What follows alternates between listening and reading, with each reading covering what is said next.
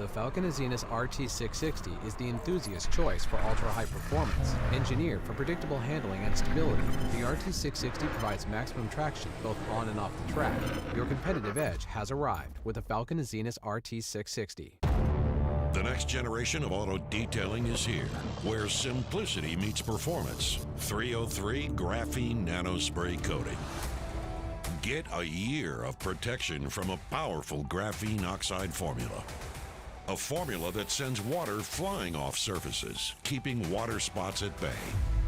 Go beyond wax, beyond ceramic. Graphene nanospray coating from 303. Hey, we still on this weekend for a little? You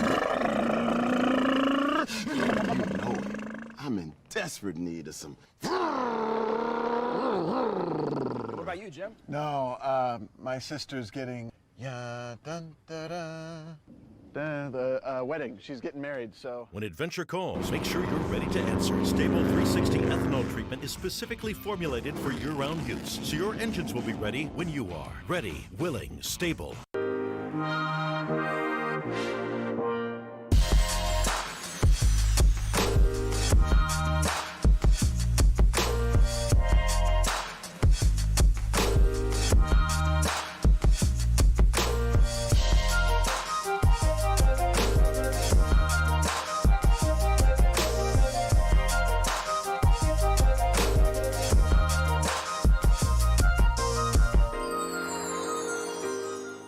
Here at FCP Euro, we take pride in the fact that each and every one of your orders is picked, packaged, and shipped by a fellow car enthusiast.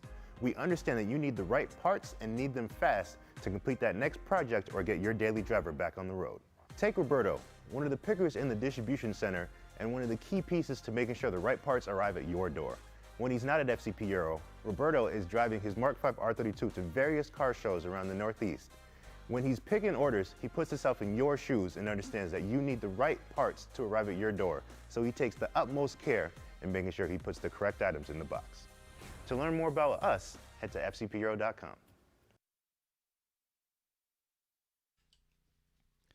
It is a beautiful morning in the autumn-colored hills of Elkhart Lake, Wisconsin, here at Road America, the National Park of Speed. Hi, everybody. I'm Kyle Heyer, joined by Greg Creamer for Day 2 of GRIDLIFE's Elkhart Color Classic from Road America. Fog hanging over the racetrack a little less than yesterday, Greg, so we're ready to get rolling for Time Attack Group A in just a couple minutes. Yeah, it shouldn't be an issue. It's a little lake effect, what happens. We're only 20 minutes from the lake, and it's been really warm here. So as we get prepared for our first of 3 time attack groups here this morning, we'll have our GRIDLIFE Touring Cup race number 2 just after. But it is a sort of a calm morning here in Elkhart Lake as we get prepped. Sorry, we're working through some technical difficulties here this morning. But as we get prepped for our race today, we've got a couple time attack groups left. Ferris Khartoumi yesterday beat the unlimited class record at a 207.1. His top speed on the front straightaway, he told me, 182 miles an hour.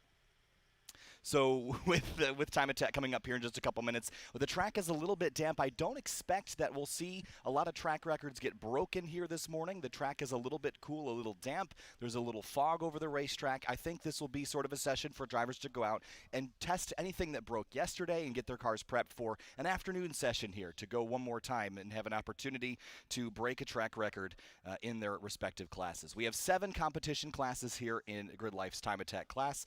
Sunday Cup. We've got Club TR, Street, Street GT, Street Modified, Track Modified, and Unlimited, and all that. We've got a Super Unlimited car here this weekend as well. It's a NASCAR stock car, basically. It's really, really cool. So 8 different competition classes if you include Super Unlimited, and 9 if you include GRIDLIFE Touring Cup, which again has 3 races today. And while we wait for the time attack groups to head out, wanted to kind of talk about GLTC points just a little bit. After Tom O'Gorman's win yesterday, he closed in on the front too. He's now 39 points back from points leader Eric Cattell. Jeremy Swenson is 15 back. Now, I did some calculations, and it looks like it doesn't take a lot for Jeremy Swenson to go out and win the championship. If Cattell finishes 5th, 3rd, and 4th today in races 2, 3, and 4, he could lose the championship. If Jeremy wins, it gets a 2nd and a 3rd. So there is still a path to victory for Jeremy Swenson in the Viking Performance Corvette. and the fog is now increasing here this morning. It was lifting pretty high, and now it seems like it's coming down just a little bit, and the visibility is decreasing slightly as we make our way through the morning. Encourage everybody to drop by the Gearbox, get yourself some food and breakfast if you're at the racetrack here. If you're at home, you're missing out on some amazing track food. I promise you should come to Road America and get some breakfast and some lunch and some dinner. Wanted to give a shout out to Ed CZ, who was here this weekend. He runs our beginner program here for the HPDE drivers. Ed drove from Columbus to Road America in one shot, ran the beginner program Saturday, and then got a 5-hour nap in before rolling out at 2:40 a.m. to surprise his girlfriend back in Ohio to pick up apples with her family. Life's about balance. We miss Rachel this weekend. Rachel is usually with Ed here at the racetrack, but hi to Rachel, and hope Ed has a good time apple picking today, which is a fantastic autumn activity that I have not done in a while. My mom's sitting next to me laughing. I think we're going to go apple picking at some point. It's hard to do in Chicago, but we'll find a place. So Time Attack Group A about to get rolling. Yesterday's fastest lap, as I mentioned, was Ferris Khartoumi in the number 72 Corvette C6. Ran a 207.248, which is a new unlimited class record. Steve Luca in the number 30 is second in unlimited. Jackie Ding is in third in street mod. He is leading the street mod category with a 218.077. Jimmy Rauch is in fourth overall, Grant Walker fifth. Those two cars are track mod machines. Nick Gardner in sixth in his number 52 GT500. Other drivers to keep an eye on, we've got a great Sunday Cup battle in the spec fits. And it looks like at this time it's the 411 Hard Times Racing fit that is leading in that category, a 301.795, trying to get under that 3-minute mark here today. How are we doing, Greg? Are we working yet? Working on it. Okay, still working on it to get that headset rolling. Here's some scenes from Road America. They call it the National Park of Speed, but it really is undeniably beautiful, especially in the fall. You can get lost around here. There are paths and trails through the woods. There's great picnic areas and tables and bridges and tunnels to explore. It is truly like a Jurassic Park for motorsports. It is a great venue here in Elkhart Lake, Wisconsin. Been here since 1955, racing in the town for longer than that. So it's also one of the few tracks that hasn't really changed since its construction back in 1955. So in a slight delay here for Time Attack Group A, it was scheduled to start at 8:20, so just a couple minutes we'll get those cars on track. And as I said, don't expect a significant number of cars to go out, at least in a record-breaking capacity here. Alex Moss in the Super KS 2000 is currently scored in 8th overall of all the cars that are here this weekend, and second in street mod. Alex and Mike Amick had been trading times back and forth all yesterday. Alex has a 2:22.596, Amick with a 2:23.803, and those two will fight for the silver medal here this weekend in street mod, with Jackie Ding about 4 seconds up in his TA90 Supra. In street GT, at the moment, it's Alex Arteat who is leading that category in his BMW M3. Kenan Prusank in the number 773 Camaro SS1LE is second in street GT, followed by Michael Kubayak in the number 363. That's a Corvette Z06 with a 2:33.433. Alex Westergaard also in the street mod battle. He's a couple seconds back from Nick Kors and Mike Amick, who are knocking on the door of a podium in street mod, which is a highly competitive class. Again, Time Attack is a builder sport, but with the street mod category getting so fast in the last year and a half, and with Jackie Ding and Alex Moss sort of driving that development, it has really become incredibly competitive just to get onto the podium there. So that's going to be a fun battle to watch through the rest of the weekend. Club TR is also here this weekend. Ryan Seiler is the fastest, and should give him the points lead in Club TR, and therefore the Club TR Class Championship. He'd be the first driver to win a Club TR Championship, as it's a new class for this year. Sending out a shout out to Ben Thorne from Gears and Gasoline, stuck at home with COVID, and he had a particularly nasty case of it, so wishing him the best in the speedy recovery. So if you have not seen the Gears and Gasoline YouTube channel, you should head over there, subscribe, and get ready for Ben Thorne to come back with a vengeance after he gets well from COVID. Dana Pasinski is also in that Club TR battle. He's currently third this weekend in Club TR at a 2:38.749 in his K-Swap Subaru BRZ. Ken DeVries in the number 27 Honda S2000 is right there as well. So quiet racetrack here this morning, and we had a multi-hour delay yesterday because of the fog hanging low. The corner workers couldn't quite see each other. It wasn't safe to send everybody out, so we waited for the fog to lift and let everyone loose. But this morning it seems like we've got a delay for another reason, fog, weather, dampness, or something. I'm waiting to see if I get a message from... looks like there's a cleanup and open track for TA because it's wet. So we're going to have all the groups, I think, sorted together here. So just reading through the messaging here at the racetrack. Due to a wet track, all the cars that would like to participate in time attack can head to grid. We're under a track wall repair delay due to an incident currently. So in about 15 minutes, we've got hot tracks. We're going to step away for a couple minutes, and we'll be back for time attack in just a few.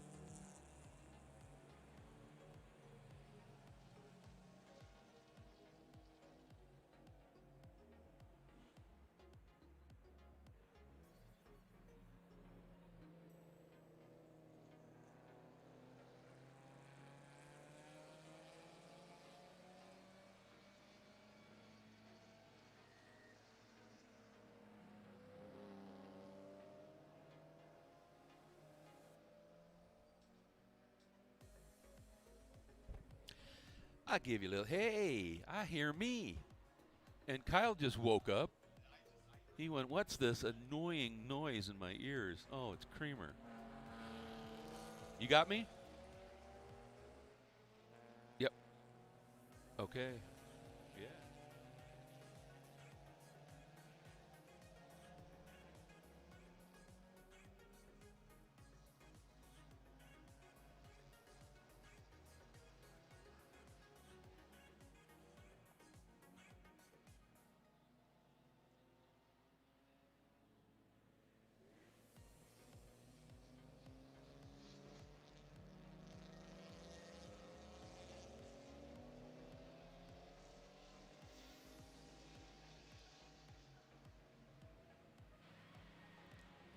Back with you here at Road America, the National Park of Speed for GridLife's Time Attack. Hi, everybody. Sunday morning action from Road America. I'm Kyle Heyer, joined by Greg Kramer. Hopefully we've got Greg this time. Greg, how are you? Or not. Psych. Psych. I'm here. Oh, you got me.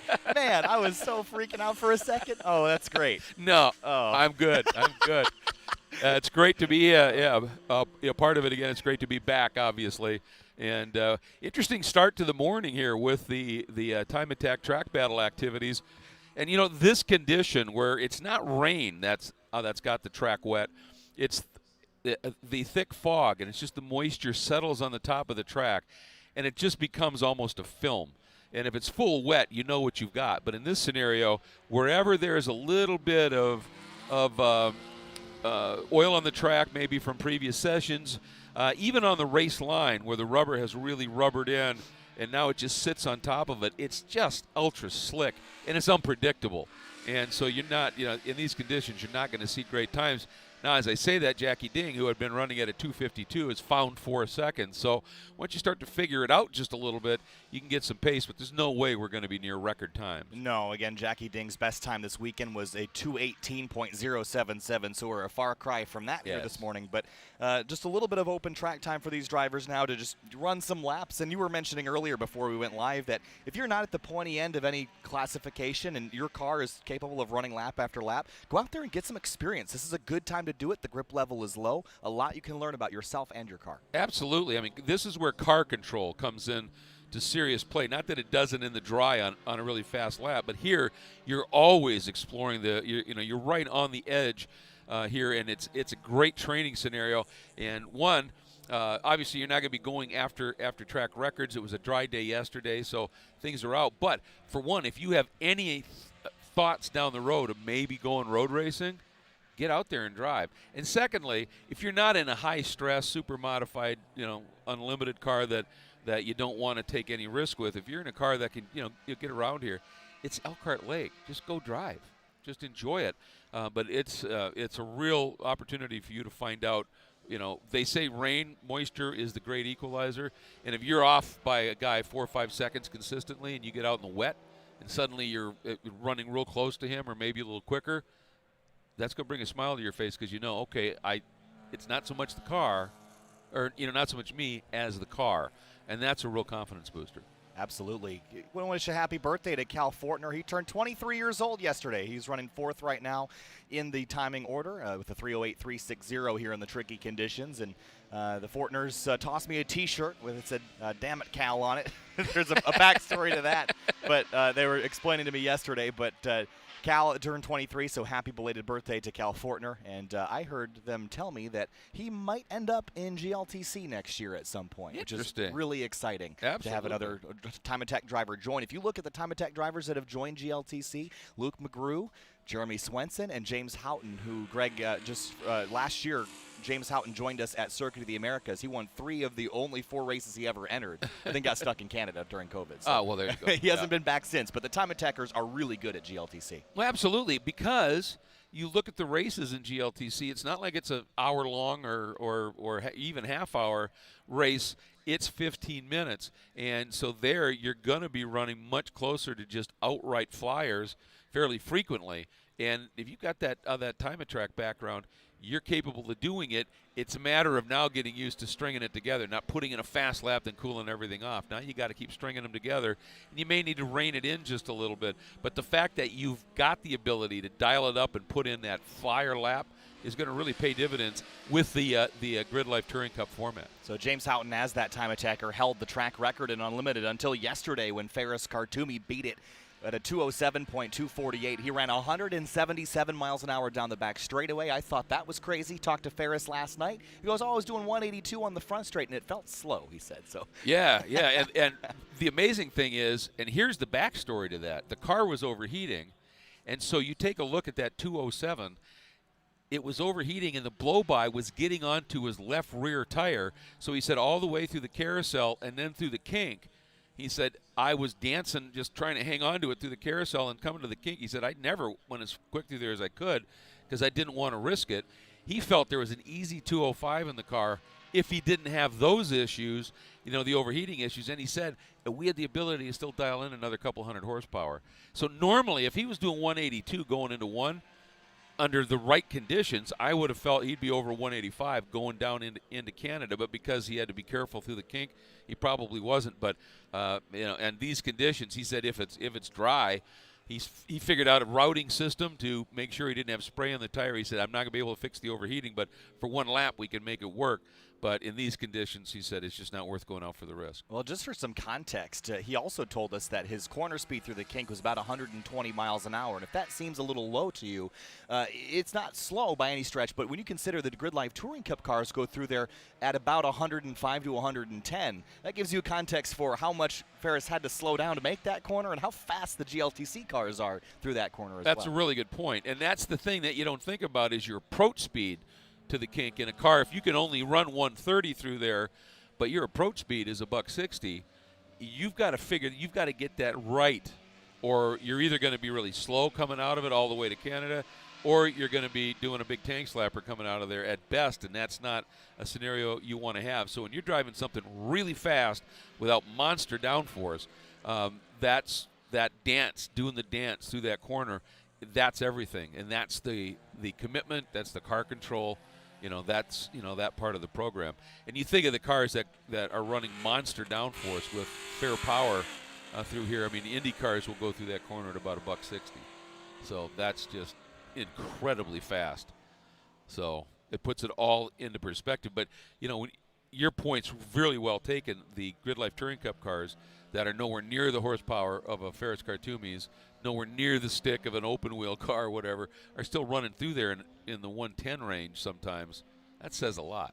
I think Eric Jensen told me his top speed here this weekend was 136, which is not slow. No. In a class that is 12.5 pounds per horsepower. You're talking about cars that are between 180 to 240 horse generally, depending on how much they weigh. So 136 miles an hour is fast for a car like that. Absolutely it is.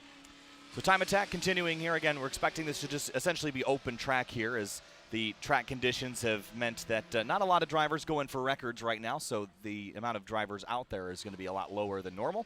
And we'll have our GLTC Race 2 coming up at the conclusion of these sessions here in a little bit. I think that's our yellow Toyota Supra friend that I am trying to remember the name of off the top of my head. Jerry Liu in Street GT, whose best time is a 2:35.91. And again, as Jackie Ding sits at the top of the standings here in this session with a very modified Supra, Jerry's is a little bit more of a stock approach to the Supra platform. And in these conditions, oftentimes it'll be those more stock cars that actually will have a little bit more grip because they're not dependent on aero and the like, and it's all about mechanical grip right now. So you go out in one of these stock cars, you can really have a lot of fun at this point. And obviously, you want to be careful because speaking of a street car, that is an old Cutlass, I believe, and it's certainly not with a recent build either. And they just have that thing bolted with wings and big splitters and aero on the front of it and having a blast. That's Cody Smith in the Oldsmobile Cutlass, and that car has been the center of attention at a bunch of our track battle rounds this year. We followed him extensively at Autobahn Country Club. This car has seen a lot of recent development, a lot of aero additions, trying to make this old chassis do something. And Greg, I think you've probably had a lot of experience driving some cars that are from older generations where they're not. I'm not calling you old, by the way. Just so you've been around driving older cars. They drive differently than newer cars. Absolutely. The steering racks aren't as tight. They wallow around a lot more on the suspension. So they're fundamentally different. And Cody Smith has been trying to make this car not drive like that. Yeah, yeah. And you can see, obviously, from that era, it's tall, not particularly wide, and so you don't get that nice wide squat through a corner that allows you to roll speed. When you have a car that's tall like that, you're punching a big hole in the air. So they're working everything they can. I mean, look at that splitter aero system on the front of the car and that big wing on the back, but also look at the ride height of the car. And it's just tough to get those cars down to the ground much. I don't think there's any angle on that car that's not 90 degrees. Everything's square. It is, yeah. Yeah, and so are the slides. Yeah. That, you know, it's got the aerodynamics of a refrigerator box, but he's gotten it over 100 a couple times, and certainly here he'll be doing that down the street. Oh, for sure, for sure. And he's having a blast in it, and that's really the key thing. He's out there driving, and that's what this is all about, is to get out there, have some fun, gain experience, and when the conditions are right, give it a real good, as they say, bit of welly, and see what you can come up with for a lap time. But the key factor here is just fun. You know, I mean, get out there, and he's chosen in these conditions to say, I'm here for that. Let's get out and drive. I think the other thing to consider is that this car is not a traditional sports car or supercar or muscle car in any way. So I think what Cody is showing is that you can make anything into a time attack car or a GLTC car. You can take any build that you want to build and race it here at GRIDLIFE. We've seen minivans compete. We've seen SUVs compete in time attack before. It's not unheard of. It's not a common thing that we see, but you can drive anything here, except for motorcycles. So what you're saying is that is your father's Oldsmobile? No, but my dad had a newer. I don't remember what he had, but it wasn't a Cutlass. Yeah, but he had one. I think everybody's dad had one at some point. That's just the dad car to have. Exactly. Or a Buick Century. He had one of those too. It's the family sedan. I would be surprised you open up the rear seat or the rear door, and there's some groceries back. Oh, I bet.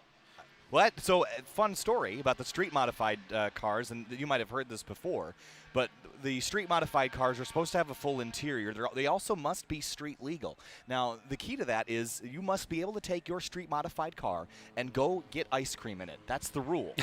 So I think it was at Alpine Horizon last year, Jackie Ding and a handful of his competitors drove to go get ice cream in their street modified cars because there's just supposed to be cars. Yeah. But they look ridiculous, all these wings and crazy aero and all that. But it's called the ice cream test. Yeah, I like that. I like that. There's the stall test, and then there's the ice cream test. I like that. And that should be applied here in Tech because right next to Siebken's in Elkhart Lake is a legendary ice cream stand that's been run by the same family for something like 5 decades. Oh, man. Patrick Dempsey, when he came here to race in an IMSA event, had heard the legend of that and went in town. Whoa. Oh, there we go. Big slide. Yeah. And went in town to make sure that he could say he stopped at the ice cream stand in Elkhart. So, yeah. Been around about as long as the racetrack then. 5 Pretty decades. much, yeah. Yeah, he's really having fun out there in that Olds. Yeah, that was a big slide at the exit of one. There's not a lot of places around here where you can really feel comfortable sliding a car because the walls close in on you at corner exit. But you can get away with it. Let's see, watch Jackie Ding at the exit at turn 5 here. Whoa, there's a car. That's Tom Halka. Or actually, yes, it is Tom Halka at the exit of turn 6. And you were talking all weekend about how this is one of the trickiest corners on this racetrack. It is. It is. The braking zone there, literally right as you're going to brake, you crest the hill, the car gets light. It's easy to lock up and overshoot. But if you come in and you are too cautious on the brakes, then you're literally crawling through that corner and therefore all the way through the super quick turn 7, down into 1, a great passing zone, down into 8, but also just a fast section of track. And when you're running slow in a fast section of track, you're losing a lot of time. And so turn 6, I've said it many times, I think it's one of the most under-discussed, tricky corners in North America because of that braking zone. And if you are really good, as you come over the rise, you brake, as the car gets light, you come off the brake a little bit. As soon as you feel it settle again, a little bit more brake pressure. But now keep in mind you're doing this pretty short amounts of time here because you're moving pretty well. And if you're really good, as soon as you feel the nose compress, you turn. and get the back end just to kick out a little bit, straighten the wheel, go to throttle, and you eliminate the natural oversteer you have, and you just go shooting right through that apex curb and into 7. It works incredibly well. Incredibly difficult to do. That is our very own Adam Jabay driving his brand new, to him, Honda Fit that he bought a couple weeks ago on a trip out to check out some racetracks for next year's season. So he's competing in Sunday Cup here this weekend, and I think he was actually doing pretty well looking at the results of Sunday Cup. He was at one point on the podium. Right now he's scored, I think, 5th in Sunday Cup. So he's still got a chance for a podium, probably not coming in this session. I'm just so glad Adam gets to go out and at least drive a little bit. He spends so much time running the operation that he doesn't get a ton of time to drive in the event that he's built. Well, and the big thing for him was, a lot of his driving, he was trying to get out in GridLife Touring Cup, which he runs, manages. That's a difficult thing. So I think this is a brilliant solution. Now, he can deal with that, but then when he's got a little bit of time and there's a time attack session, he can head out and do that. The other thing that was really compelling about Sunday Cup, we were looking at the times yesterday. The top 2 cars in Sunday Cup were separated by literally a 1/10 of a second. There was a little margin back to the next group, but then the next group was also covered by virtually nothing. That Sunday Cup category is just incredibly close and cost effective to be able to get out and get on track. It's the most fun you can have for the least amount of money in time attack. It's a fantastic class. And Adam Jabay, I have to pick on him because he was picking on me yesterday. When he was explaining the flags in the driver's meeting, he goes, when Kyle sees the black flag, he's got to come back down pit lane.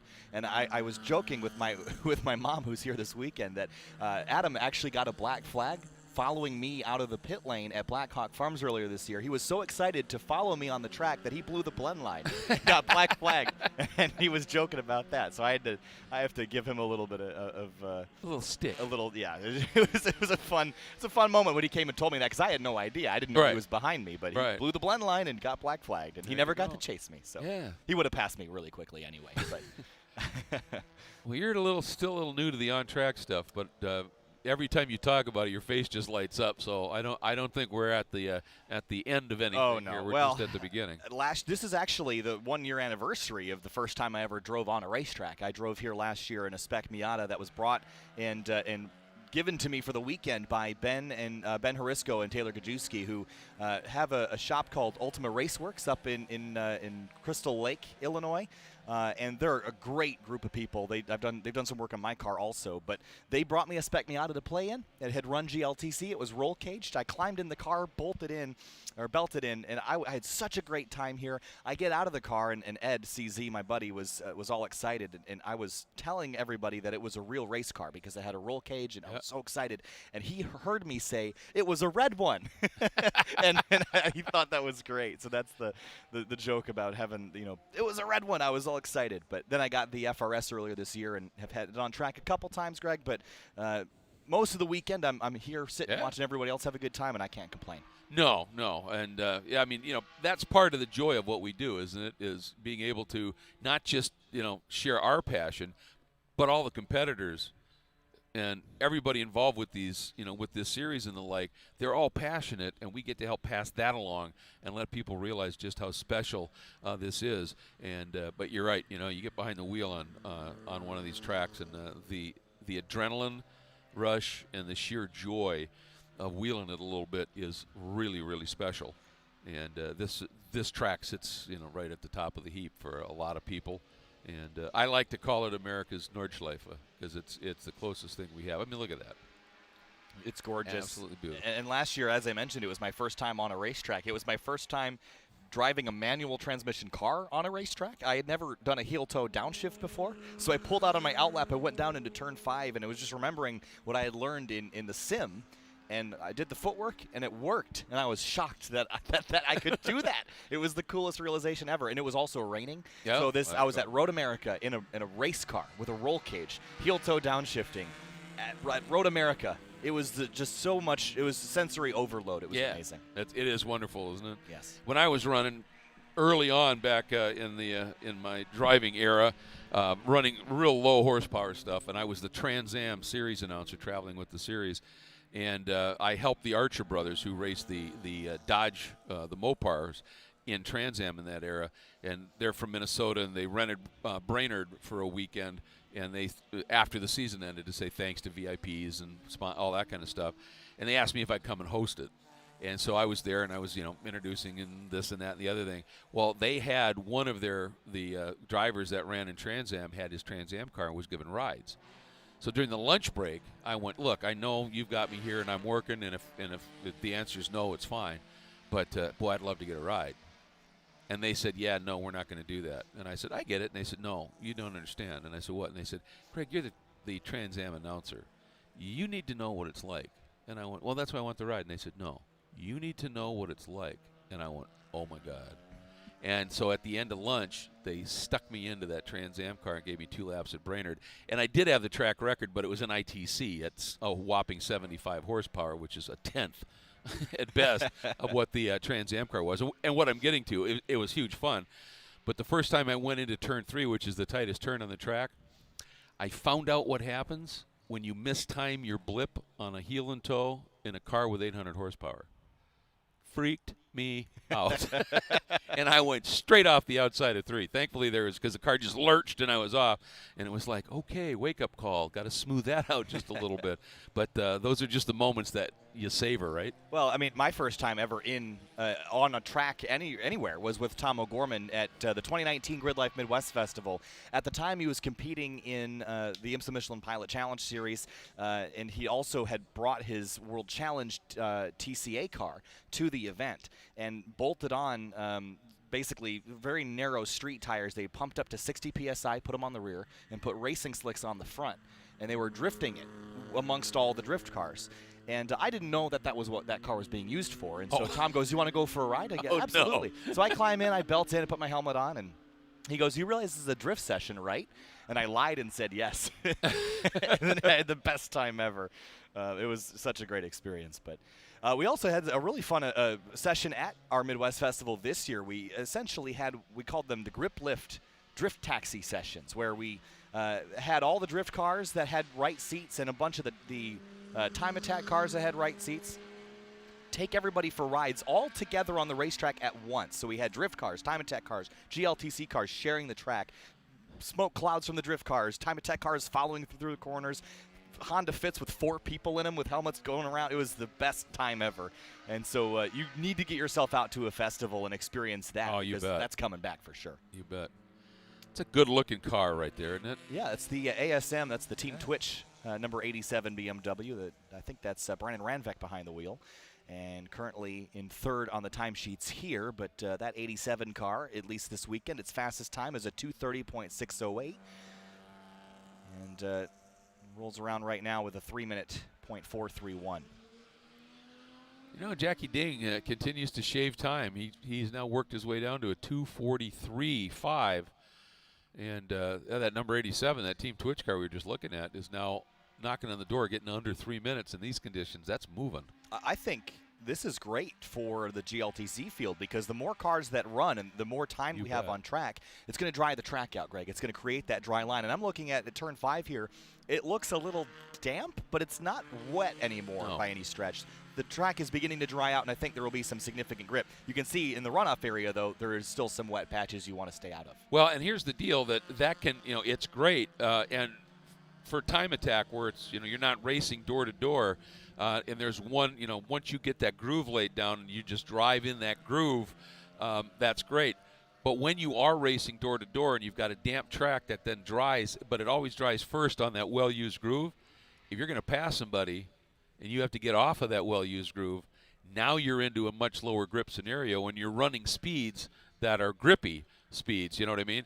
And so it becomes a really interesting, and you've got to get real creative in how you pass. And in this, in that scenario, the best defense is just drive the line, because you're on the fastest part of the track and let somebody else figure out a way through. And what happens with the rules in GRIDLIFE Touring Cup, where if you get any overlap and that guy comes up alongside and you're heading toward a turn, now the guy that's being passed, even though he's on the fast line, he's got to allow for that car to be there. So when you go through the turn, suddenly he's now on the bad line, and the guy, that's alongside. When you track out, he's in the fast line. And we saw that play out at a little bit at Mid-Ohio. We had the one race that was absolutely a wash, but we did have a damp session. It was really intriguing to watch these guys make those computations. Remember, you're doing this at speed, and you've got to make all these adjustments. And that's one of the things that I say, the thing that separates good drivers from great drivers is bandwidth. Yes. Is being able to process. It looks like we have a police chase on the racetrack with James Morgan and his fit. He's got red and blue flashing lights. I don't think he's catching any of the guys he's trying to chase, though. He's got a Lexus RCF in front of him, and I think it's a BMW M3 in front of him, too. He's not going to run them down, but he's having a great time. James Morgan, one of our best buddies in the paddock. And that's a great sense of humor, you know. Yes. And in one of the that's just how it is. One of the slower cars in the field, you've got the police lights on it. that's a guy who's having a lot of fun on a lot of levels. There's a yellow flag out there at turn 7 and a medical vehicle, or at least a slow-moving vehicle, so a tow truck potentially. You see at the top right of your screen, the GLTC cars rolling out onto the grid. They're going to go racing here in just a little while, so don't go anywhere. Checkered flag here for time attack as the last couple of cars come across the top of your screen and finish out their laps here at Road America this morning. We've got 2 more time attack sessions that will stream live this afternoon here from Road America, and having a look at the schedule, it's going to be a little later today. I got to pull it up so I can get an idea of exactly when that'll be. But it looks like for Sunday, we've got GLTC Race 2 coming up in about 10 minutes. Then it's time attack again at 10:30, followed by GLTC Race 3. We'll stop for lunch. Then time attack again at 1:40. Followed by GLTC Race 4, the championship finale at 3 o'clock Central Time later today from Elkhart Lake, Wisconsin. So last couple cars here, taking the checkered here, Greg, but a nice slow start to the morning, but all that's going to go away when we start our race here in a few minutes. Absolutely. You see the drivers, they're waving as they come through. What they're doing is they're waving usually at the corner workers, because the corner workers that come out, the volunteers that are all part of an event like this, are just as passionate about this as anybody else. And the drivers, it's sort of a tradition that as you go around on that cool-down lap, you just give those workers a wave. It's your way of saying, hey, thanks for coming out, so that we can come out and do this here. Dana Basinski finishing up in his Club TR K-Swap BRZ. Checkered flag here for time attack. GRIDLIFE Touring Cup is coming up next. We'll see you in a few minutes for GLTC.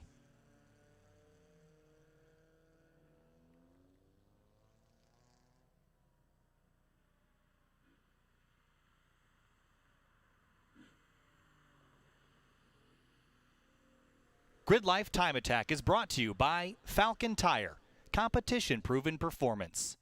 FCP Euro, every part you buy is guaranteed for life. 303 Performance, premium protectants and cleaners exceeding expectations since 1980. STA-BIL, ready, willing, STA-BIL. MOMO, the official safety and wheel partner of GRIDLIFE. And by HP Tuners. HP Tuners, connect, read, edit, write, drive.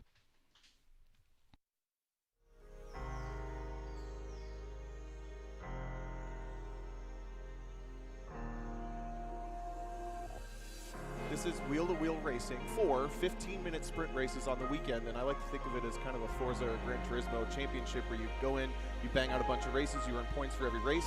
Awfully talented drivers and some very fast and interesting cars. We're at NOLA Motorsports Park for the first round of the 2021 season. For Dyson Pham, a solid weekend will lead to victory. His first ever win in GRIDLIFE Touring Cup. For Aaron Lichty, he will pick up his first win of the season for the first time ever. Jeremy Swenson hangs on and wins. Tom has won races at Sebring and Daytona, but I don't think there's a more special win than this one today. Tom O'Gorman's car, brand new wrap, brand new livery, has won 4 of the last 5 races. He's leading the race, everything's going great, loses an engine, he thinks his weekend's over. He brought that car back to the paddock, to Andy Spedgard Motorsports, and they were able to swap the entire K24 engine in under 2 hours. What a save! That was amazing. Incredible by Chris Adams. He just saved 2 race cars from certain disaster. Totally flat. No, but he's got him. Nothing but mechanical grip, and we're going to go side by side into the S's. Here we go, side by side with the 2 race leaders. Finally, Highcutter has a taste of the lead. Huge slide for both the race leaders. Here at Alpine Horizon, exiting turn 9 onto the banking. Drag race, Highcutter's wide. Here they come. Here comes Poison. 3 wide for the lead. 3 abreast. Into turn number 4, and there's still 3 abreast. Up and over the tie. What a development for Eric Coutillo. He's safe. How's that impressive?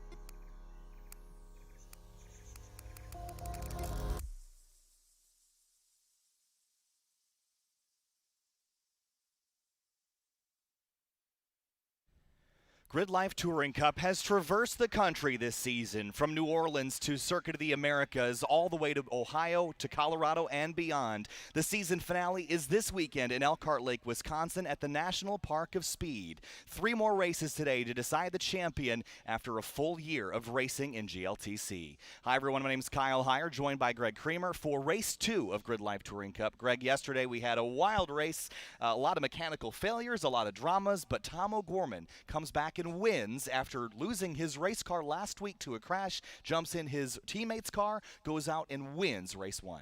A feel-good story, to be sure. I mean, you know, just the camaraderie of Zach saying, hey, you got to get in my car. And to me, the key thing was Zach saying right after the wreck and testing, telling Tomo to get in my car, get right back out on that horse again. And then they were able to make this program work. Tomo comes out with a really resounding win. And there was lots of drama in terms of the 6 that started yesterday in the window to still be in that points championship. That's changed a little bit after yesterday's race. We're down to 4.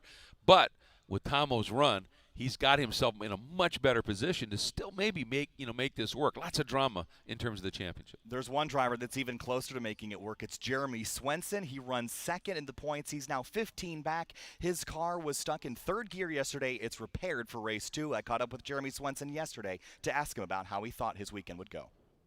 Eric Jensen drives the number 184 G-Speed Scion FRS. This is his first time here at Road America, the National Park of Speed. Eric, is there any nerves coming into the weekend at such a fast and formidable racetrack? Oh, for sure. I've never been here, and I'm actually afraid we may not get practice. We may be going straight to qual, and I needed that practice. So, yeah, I'm definitely nervous about it. So you come into the weekend with a V8 LS swapped FRS. You've got a horsepower advantage over most of your competitors, but you've also got Jeremy Swenson in a V8 powered car as well. Is there any plan to work together at all, or is it just every man for himself? No, it's definitely every man for himself. He's got to, if he wants that victory, he's got to earn the victory. I mean, I know nobody's helping Catil, so yeah, he's got to earn it on his own. Got your son out here this weekend running in time attack as well. What's that been like to have your family at the racetrack, all the rounds that you've been here this season? It makes it enjoyable. And my wife joined me for the first time, first GRIDLIFE event for her. So it was great to, introduce her to everybody so she could see why I enjoy it so much. The vibe, the culture of GLTC, GRIDLIFE as a whole, has been a fantastic experience for my first year. And can't wait to just keep doing this. Eric Jensen has 1 win in GRIDLIFE Touring Cup at Heartland Park. Going to go for more this weekend. Jeremy Swenson drives the number 30 Viking Performance Corvette. He enters Road America 9 points behind points leader Eric Catil. Jeremy might be a rookie in the season, but he's certainly not in driving talent. Jeremy, this weekend, is there any pressure on trying to run down Eric Catil? Yeah, man, that's the goal. I don't know. We got 9 points to make up, and I feel like this car is built for this place, so I feel like we've got a chance. It could be an attrition thing too, so you never know. But he's fast, and we're gonna have a lot of fun. That's for sure. We're in a fog delay here today. Does the weather and the conditions factor into how you drive this racetrack at all? You've got experience here in time attack, but your first time in Touring Cup. Yeah, the weather plays a big part. I mean, I have very little experience in the rain. I've spent 1 lap on the Hoosier Wets, and the windshield fogged up, so I came in. So if it rains, I might be in the hurt bag. Well, Swenson's got the horsepower advantage. We'll see at the end of the weekend if he has the advantage in the points. So Jeremy Swenson talking about the weather. Now it's been a little damp and wet this morning. I think dry tire is probably the choice here, Greg. But drivers can choose wet if they choose. I don't think that's going to happen. Yeah, and the problem is if you choose a wet tire and it's a drying track and it fully dries, for a wet tire to work, the thing that still gives you grip, even in the wet, is heat in the tire. So a wet tire is super soft so that it builds that heat. And it's got the channels, the tread blocks in the tire to get the water out from underneath it. So if the track dries too much, that tire will get way too hot, and it literally will start chunking bits of those tread blocks off, and then it can actually be almost as diabolical as a slick in the wet. So you've got to make your choice here. Right now, were it me, I'd be on slicks. I'd just take it easy for the first couple of laps and then be ready to get after it here. But that's, the gamble that these guys are going to take. And getting back to Swenson, until he had that problem with third gear yesterday, he was looking really, really strong. So if and he mentioned it, he said it might be attrition. It just so happens that it happened to him. And I'll tell you, if you had to get stuck in a gear in that big V8 Corvette at Road America, third's probably not the worst one. And he did a brilliant job of staying with it, and that's the kind of drive you have to keep yourself in a championship hunt. Absolutely. Again, we're here at the 14-turn 4-mile road course in Elkhart Lake, Wisconsin. The grid is rolling off, and as we do this here, that's Chris Stewart's Acura TSX wagon that is one of our co-founders who's got the pace car rolling. There's Mike Cohn behind the wheel. So as the field rolls off here, let's take a quick look at our 3D track map here and get a good look at what the 4 miles looks like around here at Elkhart Lake, Wisconsin. Greg, take me through a lap. All right, well, right there is start-finish, and you head into turn 1. It's a deceptively fast corner. Then you drop down into a critically quick corner, turn number 3, because it launches you on that long moraine sweep. Then you end up dropping into one of the first of 2 very tricky downhill braking zones down into turn 5. You arrive at a huge amount of speed there, so you've got to get it right. Then a very abrupt climb into turn 6, which is one of the trickiest braking zones in the country, under the bridge, through the very fast off-camber downhill 7, that second downhill braking zone into 8, the never-ending tire pasting carousel, the uber-quick and spooky kink, then into one of the best overtaking areas, Canada Corner, the blind approach and commitment entry through the very swooping fast Billy Mitchell turn 13, and then 14 critical corner because you exit it, and it's a really steep climb up to start finish. 14 is really important for a fast lap. It's also really important if you're in a battle heading to the checker flag. We've seen that battle happen here before, and going back to some of the tire selection struggles, Aaron Lichty, I believe, is considering running AO52 street tires on his Porsche Cayman. Now that car has just sort of been at the pointy end. It hasn't won a race since Circuit of the Americas back in February, so there is still potential for Lichty to make that car into a race-winning car here at another very big racetrack, so look out for that white number 19 Porsche Cayman to be rock solid here today. Quick look at the grid. It's Tom O'Gorman on pole. This is set by fastest lap from race 1 yesterday. Jeremy Swenson is second, Andy Smedegaard, Aaron Lichty third and fourth. Row 3, Luke McGrew, Eric Catil, the points leader. Kerry James in 7th, and 8th is Micaiah Hackbarth. And Kerry James had quite the story yesterday, Greg. Go ahead and tell that one. Yeah, he did. Just before the race was going to unfold, his wife had a little accident on a bike in the paddock area. Ended up he had to take her to the hospital. She's fine, a little bit of scratches and bruises and the like. While he was gone, the crew got his car ready and into pre-grid. He gets in the car. The one thing that didn't happen when they didn't get quite enough fuel in the car, had a great race, finished 7th, ended up 6 pounds light in tech. Rules are very clear on that. You have to be DQ'd if you're light from the race. But there is some area for, doing the right people thing, right, in the rules for GRIDLIFE, and that's why I love this so much. And the powers that be looked at it and said, you know what, he's not interfering with any of the guys in that points battle. He's quick. He should be up front. They let him keep his best lap from that race. He will start in that 7th spot once again. Just a class move, and it almost brought him to tears because otherwise, if he was DQ'd, he'd be back in 48th. And he said, that just means the world to me. And everybody in this paddock said, oh, yeah, that's the right thing. Absolutely. That's what I love. That's the great thing. So Micaiah Hackbarth is going to start alongside him.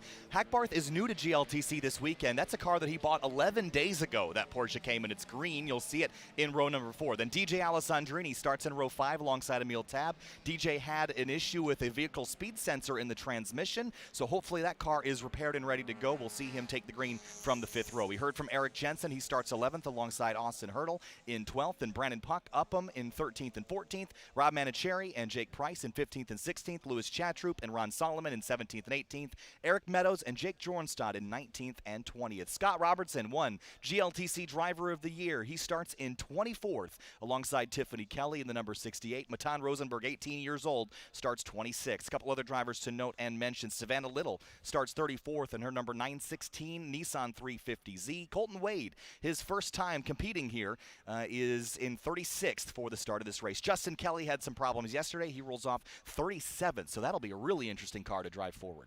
Absolutely. It is quick, to be sure. And you know what? They had like 3 runner-ups that they announced in that Bestest Driver of the Year award, and every one of them was incredibly deserving. And then they announced Scott Robertson, and the whole place just exploded.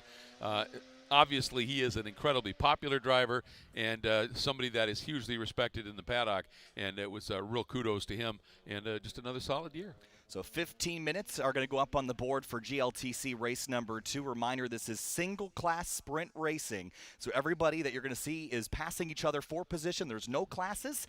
It's just one group of cars going to win. The first driver back to the checkered flag is the one that gets the trophy here for this second race. Yeah, and one of the big concerns in the dry even yesterday was that run up by start-finish heading into turn 1.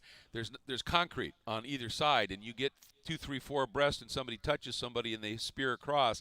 There's nowhere to go. It can be huge. They were great at getting everybody through that and through turn 1 yesterday before they started racing. It's even more important to do today if this track is slick offline. We'll be following the championship battle as well. Jeremy Swenson starts second. If it finishes as is right now, Jeremy Swenson would walk away gaining about 6 points on Eric Cattell if it sits as it is now. We'll follow that championship battle all day long, but right now the gap from Cattell back to Swenson is 15 points, which it doesn't take a lot for Swenson to make those up in the 3 races today. Up the hill, coming to the start of GRIDLIFE Touring Cup race number 2 at the National Park of Speed, Road America. The season finale will be later today in the 4th and final race for the season, but right now it's the second race, the morning race here for GRIDLIFE Touring Cup. Green flag flies and we're racing at Road America. Tom O'Gorman and Jeremy Swenson lead us down the front straight, Greg.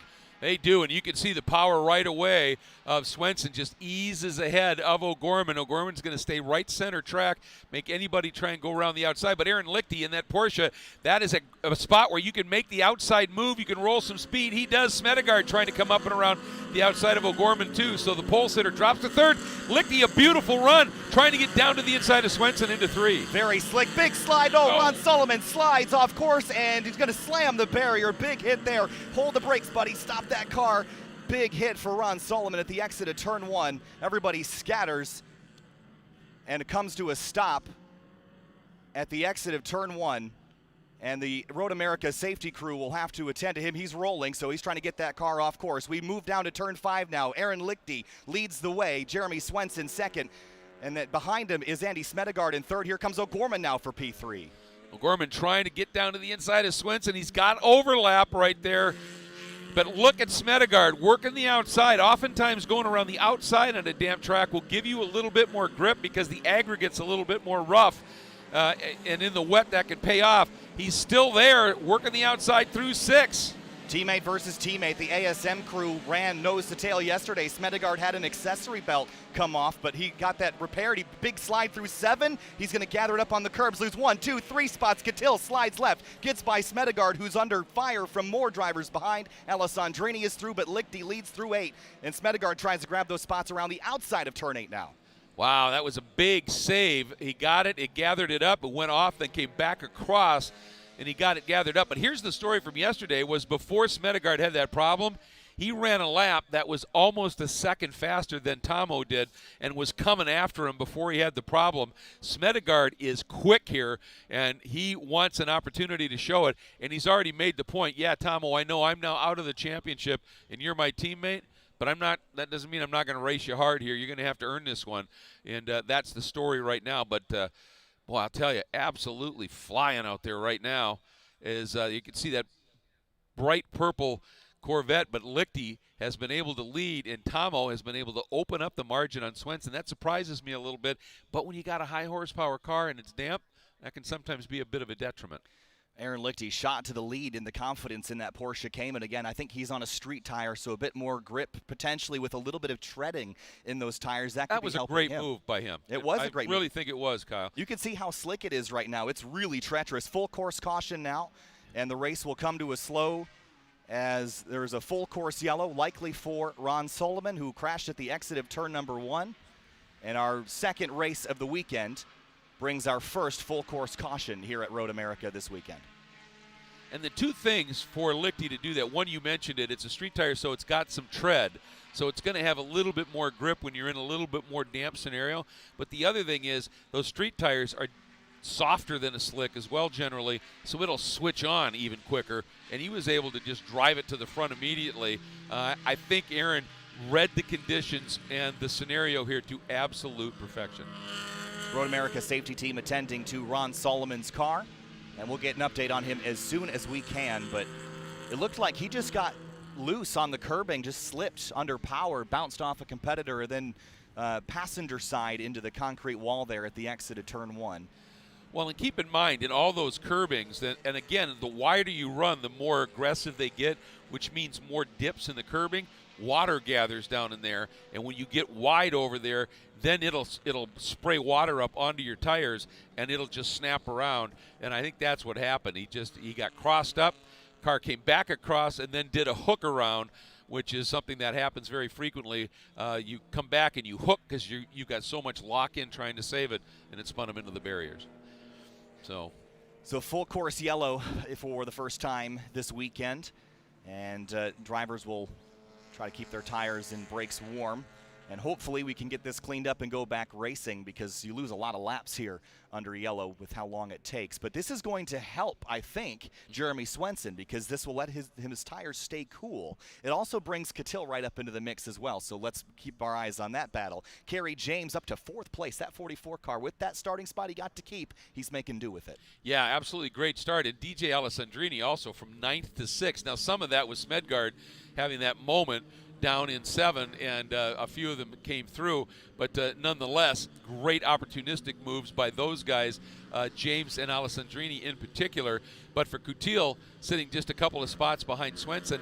And the thing with Swenson in these conditions, now I'm not sure that he really wanted those tires to cool off too much, because it's cool out there anyway in the damp, and you could see he was dropping back. I don't think he had significant grip for the power that he has, and I think he would like those tires to warm up a bit more and be able to get him some grip. We'll see how that plays out here, and what's going to happen when they get this car of Solomon up onto the tilt bed and we get going again.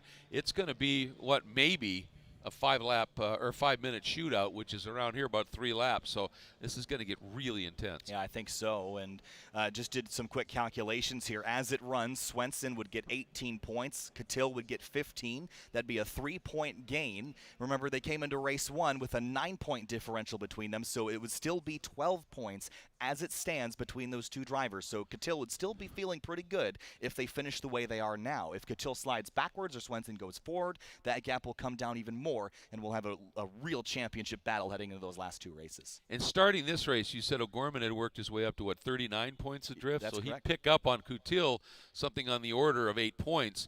So, I mean, he's getting there. And including this race, there's still 75 points to be had. So it's by no means a done deal. I just wanted to point something out here. You do see on this track, we talked about it, it has remained completely unchanged from how it was built. But right before the kink, you see that road, and that the only time that is used, that's for the motorcycles. Obviously, somebody exposed on a motorcycle, you have a problem in the kink with that wall out there at those speeds. Not a good idea. So they built that, and that's used just for the motorcycle racing. For road racing like this, it's where one of the safety vehicles sits. It's a good spot for them as we head down through the backside of the racetrack and into Canada Corner, one of the most beautiful corners in all of North American racetracks, and probably one of the most beautiful corners on any racetrack anywhere. As you called it, America's Nordschleife. I think that's one of those corners that could fit right in there as well. Absolutely. You see the path now that they've paved that you can actually run a scooter, a cart, a golf cart on. There's the grandstands now. That is an absolutely marvelous place to watch the race from, because you get good shade on one of those really hot summer weekends. You can sit down there, and it's one of the best overtaking areas. And for anything, as I've said, that's got significant downforce on it, this is the fastest part of the track that you're coming into. So it is an exciting place to sit and watch a car race. So, again, under full course yellow here, Aaron Lichty is your leader. Tom O'Gorman, who won yesterday, is second. Jeremy Swenson, third. Kerry James, fourth. Eric Catil, fifth. DJ Alessandrini, after repairing his vehicle speed sensor in his transmission, runs sixth. Andy Smedegard down a couple spots into seventh. Luke McGrew down to eighth. Micaiah Hackbarth to ninth. And Emil Tab in 10th. Louis Chatrup is up 4 spots in the number 26 car. Good climb for him so far. How about Justin Kelly? He's up 9 spots in about the 1 lap of racing we had. Great climb for that number 86. That's just remarkable, especially, as I said, in these conditions. And just to give you a little bit of a study on it here, the best lap that's been turned thus far in this race, Aaron Lichty turned a 2:55, and O'Gorman's best lap in the race yesterday was a 2:30. So the track is about 25 seconds slower then it's capable. That's significant. That tells me that this track is really slick right now. It really is. Jeremy Boysen up 11 spots. He had an incident yesterday in turn number 3, kind of punted the wall a little bit. They got the fenders pulled out. It's good to go. So he's up 11 positions in the first couple of laps. Patrick Reyes down 13, so that number 168 Honda S2000 has seen some issues. Nick Steniford also off track on the opening lap. So hopefully next time by we'll be turning them loose. We'll get an update here on how that safety crew is doing with that car in just a moment. I don't know if you mentioned it, but Savannah Little is up 6 spots. Yeah, she's doing a great in this job. one as well. So a really good deal. And you get in the middle of the pack here, it's just fierce racing and doing a really nice job. But boy, I'll tell you that 9 by Justin Kelly is very telling. And Tiffany up 5 as well. So some good stuff happening back in that pack, as you said. So hopefully we'll get that number 777 up on off the racetrack. Again, it was Ron Solomon at the exit of turn 1 on the start that slid and got the concrete wall with the passenger side. We'll get an update for you as soon as we can.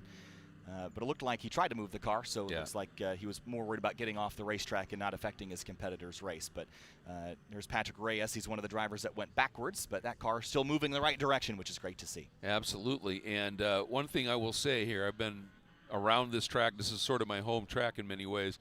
The Road America safety team, they set the bar for how you do it here. And look at that. I mean, that was a pretty significant incident, and it looks like that flatbed is already on the way. The safety truck's going to move off, so we will be ready to get going next time through, I would think. They impress every time. They do a really good job. So, again, Aaron Lichty out front picking that street tire. You get more width when you go with a street tire because the compound isn't quite as sticky. You also get that treaded, the grooves. Now, when you talk about a slick racing tire, they have no tread, no grooves in them because you want the maximum amount of surface contact you can get, but that doesn't do very well when you have any water between the asphalt and the rubber. So a street tire allows for that water to get into a channel and get expelled out. Lichty's got those street tires on, and I think that gives him a pretty sizable advantage here. I think so too, and like I said, they're going to switch on quick, and that's really nice.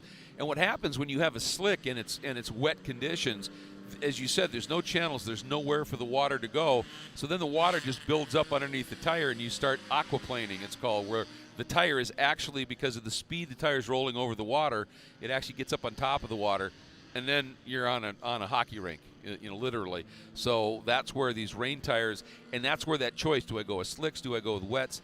But in this category, you have the opportunity as well to go, do I stay with slicks and race tires, or do I go with performance street tires? And that gives you that nice extra option, and I think that's pretty crucial. Yes, here's a look at Ron Solomon's car coming down the hill, and again, pretty gnarly hit there on the passenger side in the concrete, and that car is pretty well flattened there. That's a big hit. Yeah.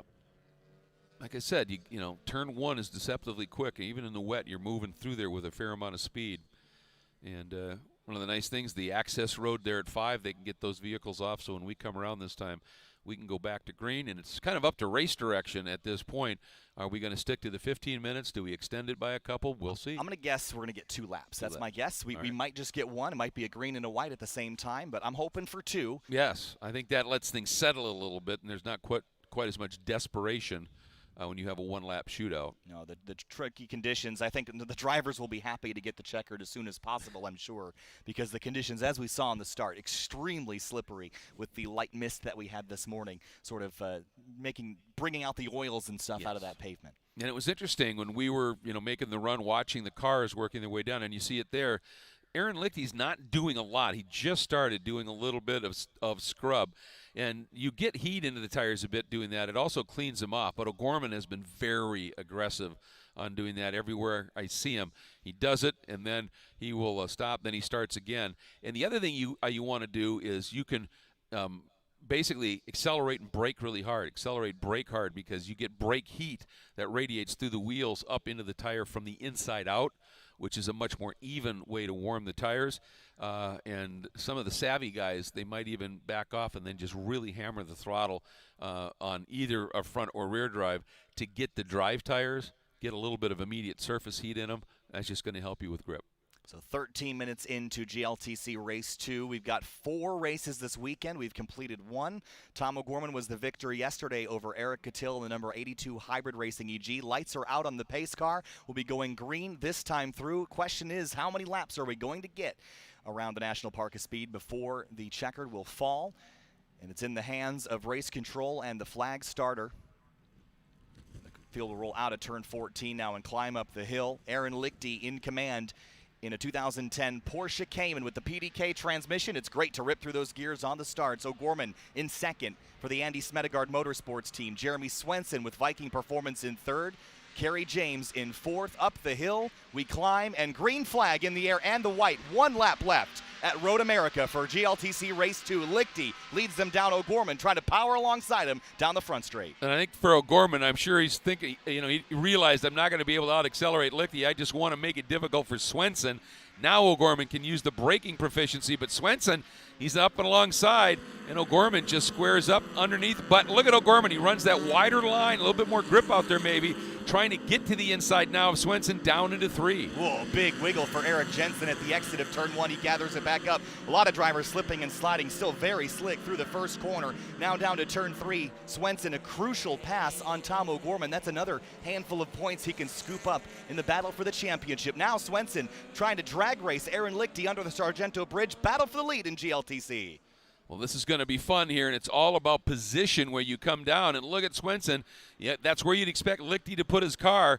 And Swenson right now going to try the outside line. And he may have watched O'Gorman make that outside move through here. There's a good amount of grip. Still side by side. He's got the overlap. And it looks like that acceleration's going to get it done. He's got the nose ahead. Can Lichty come through? No. Or he does. He now gets back up alongside. Side by side for the lead. Aaron Lichty and Jeremy Swenson door to door through turn 7. Swenson jumps on the brakes. Lichty sweeps around the outside. Here comes O'Gorman. Squeezes through for second.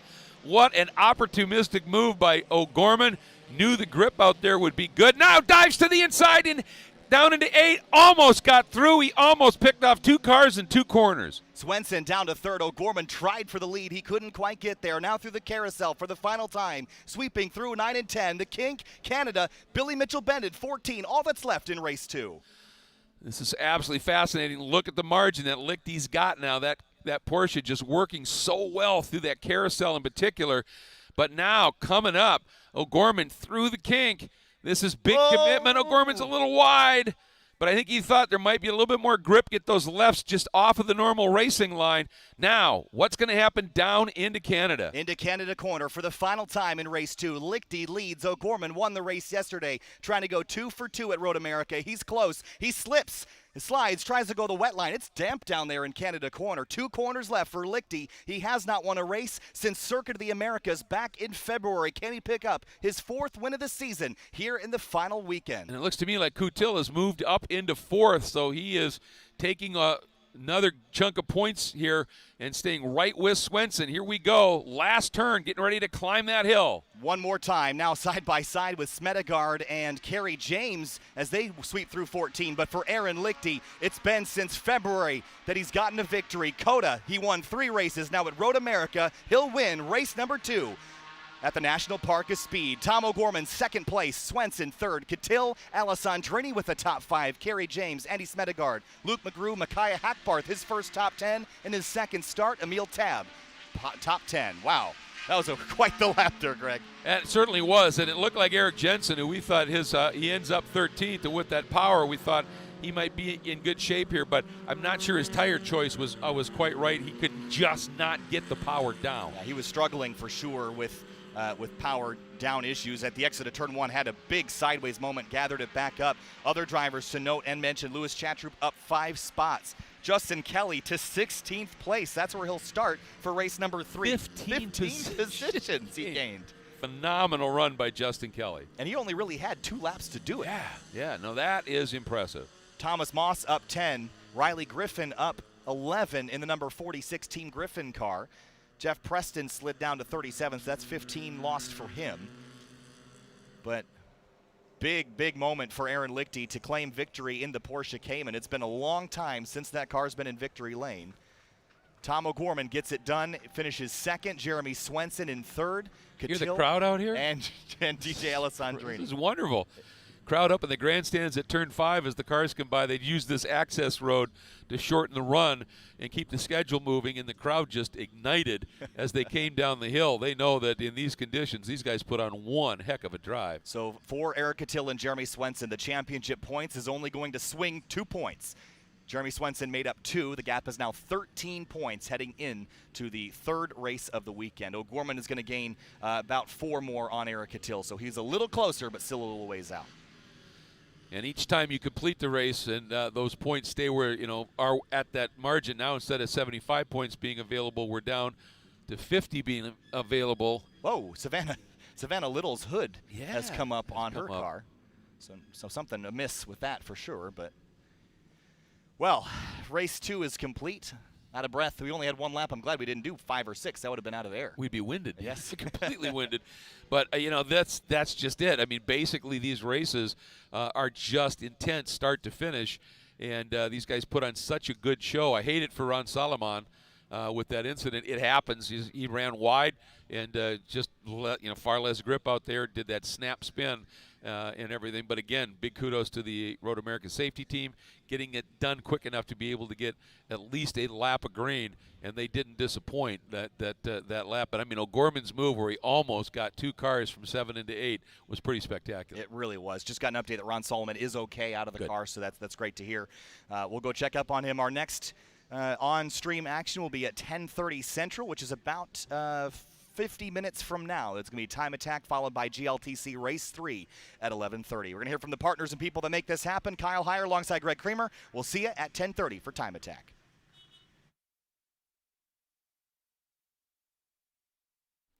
GridLife Touring Cup is brought to you by FCP Euro. Every part you buy is guaranteed for life. Falken Tire, competition-proven performance. MOMO, the official safety partner of GridLife. Hawk Brakes, race-proven, street-legal. Valvoline, Valvoline VR1, available at Advanced Auto Parts stores.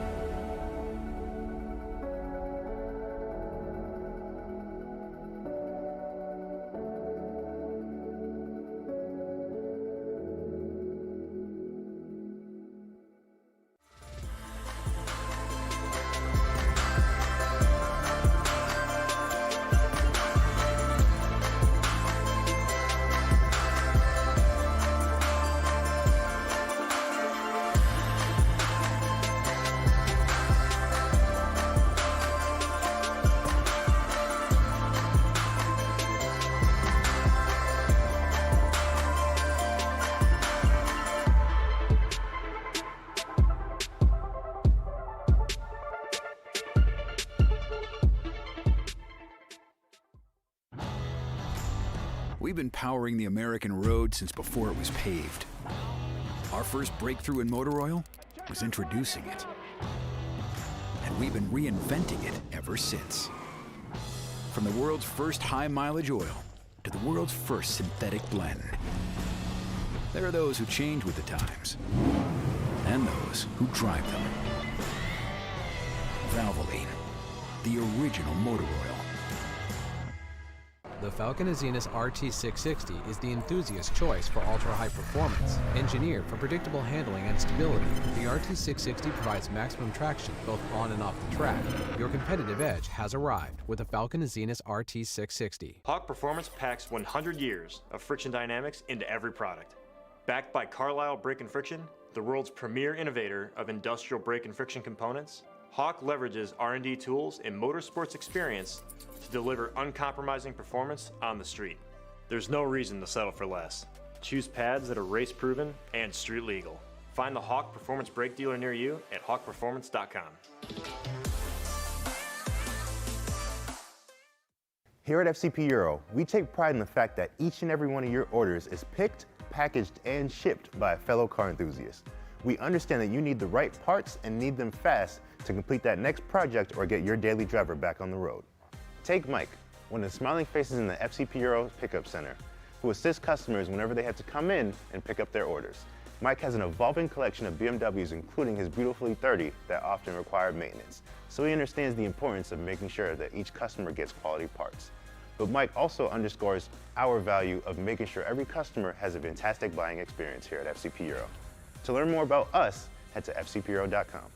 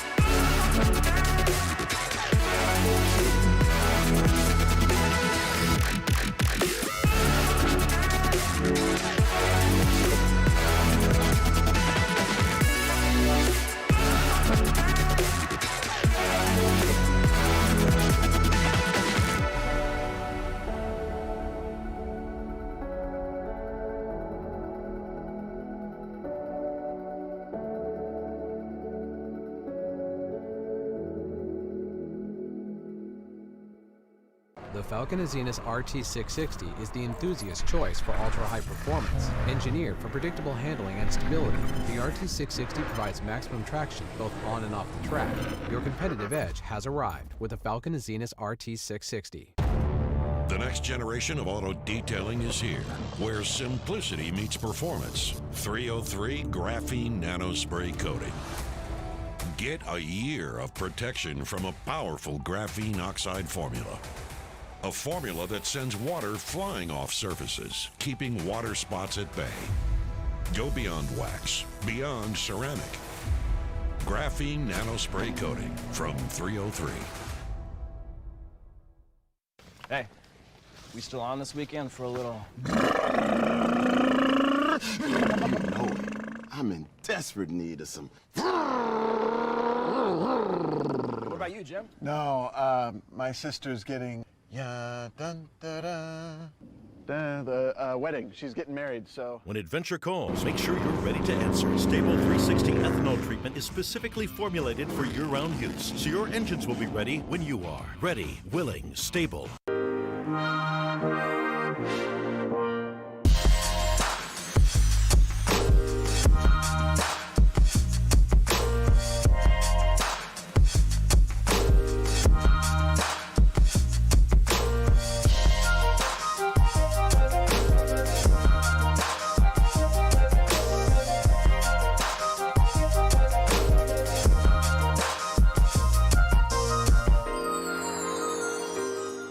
Here at FCP Euro, we take pride in the fact that each and every one of your orders is picked, packaged, and shipped by a fellow car enthusiast. We understand that you need the right parts and need them fast to complete that next project or get your daily driver back on the road. Take Roberto, one of the pickers in the distribution center and one of the key pieces to making sure the right parts arrive at your door. When he's not at FCP Euro, Roberto is driving his Mark V R32 to various car shows around the Northeast. When he's picking orders, he puts himself in your shoes and understands that you need the right parts to arrive at your door, so he takes the utmost care in making sure he puts the correct items in the box. To learn more about us, head to fcpeuro.com.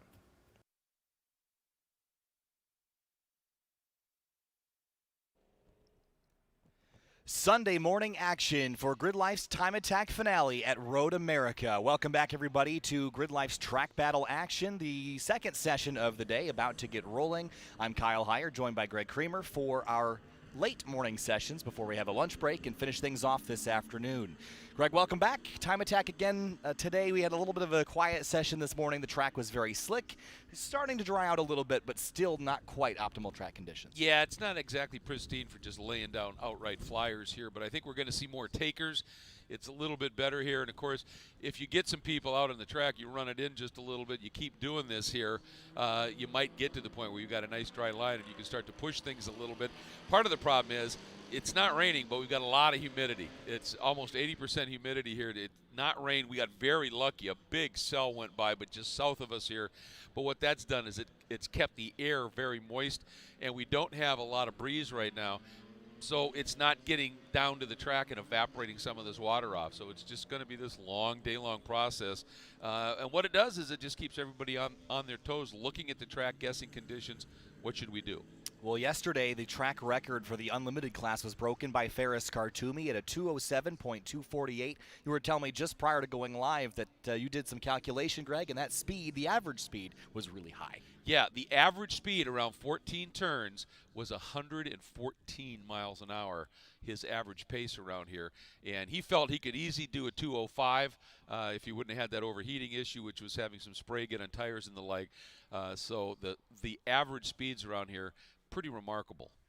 They are. We've got Jackie Ding on track again, his best time of the weekend in his street mod car at 218.077. Again, we have 7 different competition classes here in GridLife's Time Attack series, running all the way from Unlimited down to Sunday Cup, of which there is a very intense battle that we might see sometimes in that class actually start to resemble some of the quicker times we've seen so far this weekend. But back to A, B, and C groups for this session. We had open track this morning, Greg, so more takers, enough to separate everybody into 3 competition groups.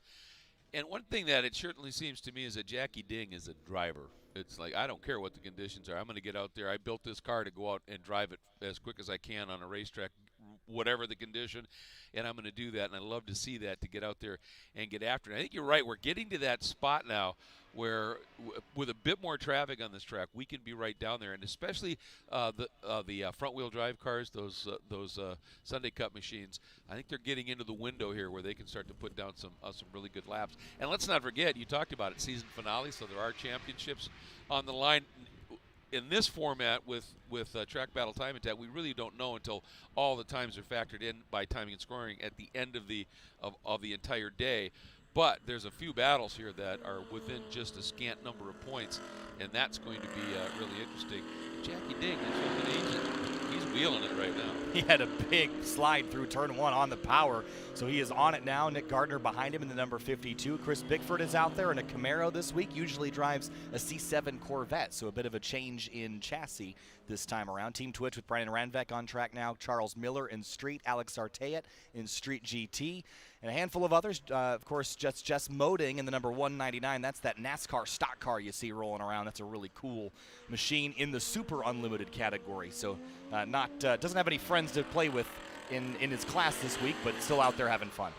Well, and that's part of this, isn't it? You want to be, doing well relative to other people in your class, but in this group, the first thing you want to do is go quicker than you did any other previous lap out there. So a lot of this is just you, the track, and the clock. Yeah, Moding's best time in that Super Unlimited stock car was a 2:27.443, which is cooking for a stock car. They're very heavy. They're not quite the most nimble vehicle out there on the racetrack, so that's a pretty solid time. Well, they're not designed for this type of thing, obviously, and and what we don't know is it's entirely possible here with this preponderance of right-hand corners and a lot of them fairly long duration. He may be throwing a little stagger into that car and just setting it up to be a little bit more effective through those right-handers. That's the kind of adjustments those cars are designed for, and you play to your car's strengths. You sure do. Jackie Ding working his way through the backside of the track up to Canada Corner. Again, his best time this weekend in Street Mod, 2:18.077. Not expecting him to beat that time, but I am curious how far off of it he will be. It'll give us a good idea of about how far from optimal the track surface is. You can see Canada Corner still has quite a bit of dampness. You can see the coloration change. Yep. Where the lighter color is drier racetrack, and there's a line forming in the center of the track. That's the driest area, but you step away from that and it can get really slick. Exactly, and now so precision is really, really key here because you start to get on those dry lines, you start to get dry speeds out of it, and then if you run a little wide and you float out a little bit, it's going to be a big difference. The fastest time he had in the last session earlier this morning was a 2:43. He just knocked down a wickedly quick lap. 2:18.396 is only about 0.2 off his best for the weekend, so it might not quite be optimal, but it's essentially there, I'd say, at least for Jackie Ding. Yeah, Nick Gardner runs a 2:27.467, and that's about 6 seconds off. So Jackie certainly not being held back anymore. No, not at all. And I'll tell you, one of the most amazing bits of driving I've ever seen in my life. This was a lot of years ago, back in the Nissan. In the Nissans, the 300ZXs that ran in the original IMSA GTS category, and Steve Millen at Sebring in qualifying, we had this kind of situation. There had been rain, track had dried, some other groups had gone out, and when it got time for qualifying for that race group, there was a dry groove. It was not even that solid line. It was almost like two tire tracks on that track, but it was dry. Offline, it was still sketchy. Millen went out and broke the track record, and it was one of the absolute most amazing pieces of precision driving I've ever seen. And I asked him, how the heck did you pull that off? And he went, "Oh, I got lucky." But it's possible. It's just precision. So Jackie on a cool down now after running a pretty quick lap. I'm not sure that he's going to be able to run 2 consecutive laps currently at pace with the conditions and the car build that he's got. But this car, again... Well, the other problem, I think, is, to do that, he's probably right now in these conditions, he can't hold his breath for 2 laps. That's true. I mean, Jackie, if you watch some of his onboards, he's got a YouTube channel just called Jackie Ding, and if you watch his onboards, he drives this car at the limit. It's got a ton of aero, but it still slides around a whole bunch. And just to give you an idea of how much downforce that wing produces, he was at another event at Circuit of the Americas earlier this year that had a trunk-mounted wing. It was making so much downforce that it actually bent the trunk, and they had to weld the wing to the chassis that weekend so that they could go compete safely. The car was absolutely diabolical and out of control. They've got it a bit better now, but Jackie still likes to drive that thing in a slide, and he's fast with it. Oh, he hustles it. You can see it. He's a wheelman, as they say, and he's just fun to watch around here. Mike Amick is out there as well in his Street Mod number 6 Subaru. Not quite up where he was or would like to be. A 241.086 is about 18 seconds off of his best time on the weekend. Chris Bickford, a 236.7. And for Bickford, that's not too far off, I don't think. A 227.014 is his best, so he's about 8 or 9 seconds off. Looks like Jackie ducking down into pit lane and able to get into the pits. During one of these sessions, there's not a whole lot you can do to the car in pit lane, but you can make tire pressure adjustments, a little wing angle change or whatever he thinks might be able to get him down and give him a shot at improving that record time. So we'll see what their, what that team has up its sleeve right now. Brandon Randbeck with Team Twitch for Andy Smedegard Motorsports in the number 87, a 232.8. For the number 87 car. That is only about 2 seconds off of their best. So what I'm discovering is that there is a little bit of time to be had if you've got the bravery and the capability to go that fast right now, but a lot of drivers might have that self-preservation. Just let's get through this session and let the track dry out some more before we try to break the records later. When you look here at this shot, where it's light colored on the track, that's dry. Off of it is damp. Now you'll see some guys are just running in that dry. Others we've seen tracking over into the left. They're probably running a wet tire just for the confidence factor. But as we talked about, you can overheat a wet tire on a dry track very, very easily. So a lot of times you'll see these guys running the wets. When they're in a straight line where it's not going to be an issue, they'll just ease over, get onto that damper part of the track, try and cool those tires off just a little bit. It did rain overnight here, and there was a big cell on its way that had just skirted by the racetrack here in Elkhart Lake, so we should be in the clear for precipitation this afternoon. But the rain overnight did leave a lot of moisture soaked into the pavement, and because of the humidity here, as you've mentioned a couple times, Greg, the moisture is not just going to dissipate out of the pavement. It's not real sunny here yet, so it's not going to dry up very quickly. Yeah, I think we're in for this kind of a scenario all day, looking at all the weather. We're not indicating that there's a high chance for rain for the rest of the day, but everything says cloudy. Yes. And it's going to be this hazy, moisture-laden cloudy, too. So, yeah, this is going to be something we're going to be dealing with. But, yeah, that's, just presents that's part of the challenges that you have to deal with when you get to a racetrack. And, guys that are running turbos and the like, they have to be paying attention to barometric pressures, humidity, and all of that, because it affects all of that highly at this stage. And the other thing to consider is if you look down from this amazing drone shot, there are areas of this racetrack that have newer pavement than other areas of the track. So with that, DJ Alessandrini had told me after the second GLTC race this morning that the blacker, newer pavement soaks up the water fantastic. No issues there. But you get to the grayer, lighter, older pavement, and it just sort of sits on that surface. Right. And the rumble strips also, that grooved surface that tells you you're at the edge of the track, those grooves collect water. And DJ told me everywhere where it's dark, it's fine. Light pavement, in terms of the actual aggregate itself, stay off that stuff as best you can. Right. Well, and that's the part of the track that has not been paved for quite some time, and it has really lost its grip. And that's part of an issue here that everybody's dealing with. There's that black pavement that a DJ was talking about. And you'll notice here's that nice light-colored strip of dry, and then off to the right is the wet. The next time we get that drone shot, watch the exit of the kink. That nice dry line just goes away, and it doesn't exist until you get down to the braking zone for Canada Corner, and that's because the trees back there are so close that, if there is breeze, it's really difficult to get down there, and the trees trap the moisture back there. So the exit of the kink, right as you commit to it, your track out point, suddenly you don't have that nice dry line, and you need to adjust your turn into the kink so that you're a little bit straighter coming out at that point. So checkered flag here for Time Attack Group A in the later morning session. We'll have one more Time Attack session later after lunch today that we'll bring to you on Grid Life Live. Again, we're live on YouTube and Facebook. Make sure you join if you're here at the track, or find a Jumbotron trackside to listen and watch along as we make our way through the last competition day of Grid Life competition in 2021. We've got 2 more races left for GLTC and 1 more Time Attack session, and that's going to be it for the the battles and competition this year, and of course our 2021-2022 schedule coming up in hopefully a couple weeks, and we'll have an idea of where we're headed in next year. And there are some significant changes on the way, which is really exciting. And I've even heard rumors of adding a number, making more events on the season as well. So this is a series that is truly on the rise. Yes, I think there are more events next year than there were this. I think there is some separation where there will be some events that won't have GLTC or some that are GLTC only. So there's going to be a bit of shuffling in that regard. But overall, I think the schedule is really exciting. There's some new places there. And for the most part, all the favorites are returning. So that's really exciting. So that sounds like strength to strength. Yes. Clearly. So Time Attack Group A complete here in this morning's session, Greg. We've got Time Attack Group B coming up. This is where we tend to see more takers. So we'll see more drivers running longer laps, and we'll see this track continue to dry out throughout the day here. And there's some of our media crew down there. That's the Moth crew, and I think that's Chris Sullivan down there in Turn 1.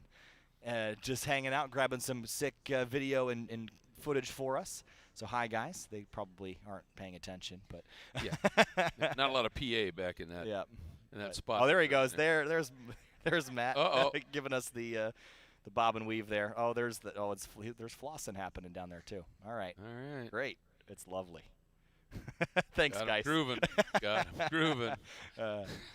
And Chris Sullivan doesn't want to partake, so thanks, guys. You're doing a great job. Big thanks to our media team, again, all the trackside workers, as well as all the people on the Grid Life and Road America staff that have made this event possible here this weekend. Big thanks again to Chris Stewart and Adam Jabay, the co-founders that brought Grid Life to us and continue to bring it to us at such a high level. It's fantastic. Greg, thanks for coming and joining us for the second time this year. It's an absolute delight. Have just absolutely fallen in love with Grid Life, the concept, in its entirety, and certainly the Grid Life Touring Cup. But wasn't real familiar with Track Battle until this year, and really find this pretty compelling as well. So it's been a treat, and was really honored and delighted you guys invited me back. If you're here at the racetrack and listening to the PA and you are done for the day, I'm just going to do this for Adam Jabay because I know he'd like me to. Make sure to return your rental transponders also. I know Adam tries to chase people down. Don't be a dummy. Let's make sure we leave the Grid Life equipment with the Grid Life staff. Return your transponders before you head out later today. You're welcome, Adam. There you go. There you go. I'm so glad Adam got to run a little bit in Sunday Cup this week and drive his new Fit. And he's actually having a blast, I'm sure. So. Oh, I'm sure. That's one of the things, it's almost a mantra you hear in the drivers' meetings, but it's said with a great amount of love and goodwill. Don't be a dummy. And it applies to so many things, doesn't it? And, and a lot of it is just when you're, racing side by side out on the track, just be open to what can be happening around you, et cetera, et cetera. But when it's delivered and it's delivered in such a way that you just go, no, that's a good point, and because everybody gets it. That blue Corvette ZR1 that is second in line in your shot as Group B leaves pit lane, that is Steve Loudon. Now, this is a car that won one lap of America this year with co-driver Tom O'Gorman. So Steve Loudon is driving that car here today. It was Tom in this car last year running some laps, so good to see Steve on course. And the ZR1, what a capable car that is. The Corvette Z7 chassis, already capable, but add a supercharger and a whole bunch of aero, and they are wicked fast. Really, really quick. Seeing some really solid watching that timing speed reference here in Turn 5 with some of these Corvettes coming around here, not Ferris's. Still seeing substantial numbers in a straight line. They move, but they also get through the corners well. They brake well. Literally, it's supercar performance without the supercar price tag, and it's pretty special. And I think Tom was telling me about driving that car. Again, part of One Lap of America is you're driving all over the country to these events almost every day on the schedule. And he was telling me that it's a great car just to drive on the highway, too. So, the ZR1 really is capable, but it also can be a normal car on occasion when it needs to be. And it really is a high-end track toy for sure, but capable of running at 1,200 RPM at 80 miles an hour on the on Route 90. So that's a nice side effect, I'm sure. It's nice to have a car that you could just tootle along in on the highway, and then when you get an opportunity to take it to the track, you could just light it up, and it does that pretty well. Now here's what I'm going to be talking about. We're going to watch the cars heading down into Turn 8, It's a downhill braking zone like 5. It's not quite as aggressively downhill as 5, and it's a bit longer in the slope. So just a different kind of balancing act on the brakes than that turn 8 tight left-hander, then into that long carousel. Actually about 210 degrees. It just takes a long time to fold back on itself. And as our drone shot here fades over, there you can see the kink just coming into view, and you see what I'm talking about. There's that dry line, and right at the track out point at the kink, it's gone. And that's where all these trees start to close in, and that's what makes it really sketchy through that section of track until you get down to Canada Corner. And so everybody comes up on that on these outlaps, and they go, oh, I have to adjust my turn in just a little bit so I can get that car straightened out, be able to get the power down coming out of the kink in a lot more confidence-inspiring manner. We saw Tom O'Gorman enter on the rain line into the kink, and it looked like a really scary line. I talked to him. He goes, oh, no, I was very comfortable doing that. That's where the grip was in the race on the tires he was on. But as we make our way around Canada Corner and get ready for our first laps of Time Attack Group B, Steve Loudon again in that ZR1, finding the grip on the uphill Billy Mitchell bend. There used to be a big bridge over that corner there, Greg. Exactly, and the layout of the turn remains unchanged. The bridge just made it even more forbidding because it's a blind turn in, and it's early, and you've got to turn in early.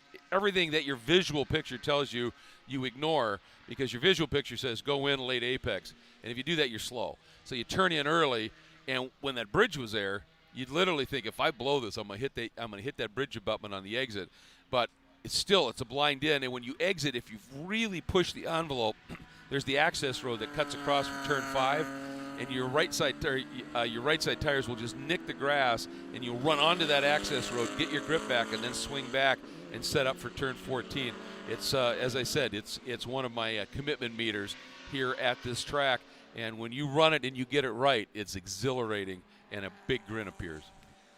Andreas Bertulis in a Lexus RCF is third in line here as we come down the back straightaway into turn 5 for the first time at speed for Group B. Here's a look. Corey Ross out front in the number 437. That's the white, blue, and black BMW. Into the braking zone. Got a bunch of aero on this car as well. Corey, I believe, is this weekend trying to find what class he is running. It looks like a street mod car. I think that's correct, but I'd like to correct myself. But again, Steve Loudon running behind him, Andreas Bertulis in the number 171. Bertulis is in unlimited in that Lexus RCF. And again, we talked about it earlier this weekend. An RCF is not a car that you would expect to see a lot of at a track day, but there's no reason why not, other than that they're a little bit higher up in the price range and more of a grand touring car than a sports car in the traditional sense. True, but they're also very quick, very racy, and they get the job done. They're, always, since they joined the IMSA championship in GT Daytona, they've always been right in the hunt for that class championship. So that doesn't happen if the car doesn't have the pedigree right out of the box to be solid. And so I think it's a car that has all the potential, and we're starting to see it here. Absolutely. Corey Ross is in a track mod car this weekend, that 437 built for the track modified class. And just a reminder, for the track modified class is essentially the class below full on slicks and crazy chaos, and it's a builder's class. And that's actually going back to Ferris Khartoumi. He actually has a tune and a setup that he can run in the track modified category. So back at Alpine Horizon a couple of months ago, he ran in the unlimited class, beat that record, then changed the trim and stepped down to track modified to try to beat that record too. So you can play in a few different classes here. Sure can. So, and that that just opens up opportunity. And again, GRIDLIFE is about giving as much opportunity for car enthusiasts to have as much fun as possible. And I think it's about the barrier to entry, really, right? Yes, because exactly. racing is typically expensive. Yep. It can be a niche sport to get into. Whoa. Issues for Corey Ross, the splitter. Yeah. Dragging the ground on the entrance to turn 1, sparking as it escaped to the runoff area, but it looks like the splitter brackets actually failed on that car. Yeah, that thing just suddenly it dumped big time, didn't it? And what happens when you're relying on that, and the idea with that splitter is to clear air out from underneath the car, and then you see the little winglets on the side that channel air around the car, but it's to get air out from underneath. What happens when that splitter starts dragging like that, it dumps everything, then it comes up and it packs, then it dumps, then it packs, and you get the front end that starts to porpoise a little bit, really unsettling. He did a brilliant job of recognizing it, just got in the brake, stayed straight, made sure he was fully under control. Savvy piece of recovery when that happened. Couple street GT cars working around him now. But going back to the barrier to entry, again, racing and driving on track can be expensive, but the way GRIDLIFE track battle classes are set up, there are a handful of classes where stock or mostly stock vehicles just with tires and brakes can be incredibly competitive. And Sunday Cup in particular is, again, as I've mentioned a couple times this weekend, the lowest barrier to entry competition that you could probably get into right now in North America for intense competition. It's unbelievable that you can just take a stock Honda Fit and go out on a racetrack and have fun with your buddies and get a trophy at the end of the weekend. Absolutely, and I mean, that's all part of it. And if you're not sure if this is for you, it's a great way to get into it without that huge investment. And then you decide, wow, I really like this. And if you have the resource, then you can look at the other categories and make the move. Another one that I really like is the TR class that's new this year with that spec tire. Because one of the big things, once you get the car built, other than maintenance and if you have an incident, repairs or whatever, that investment's pretty much done.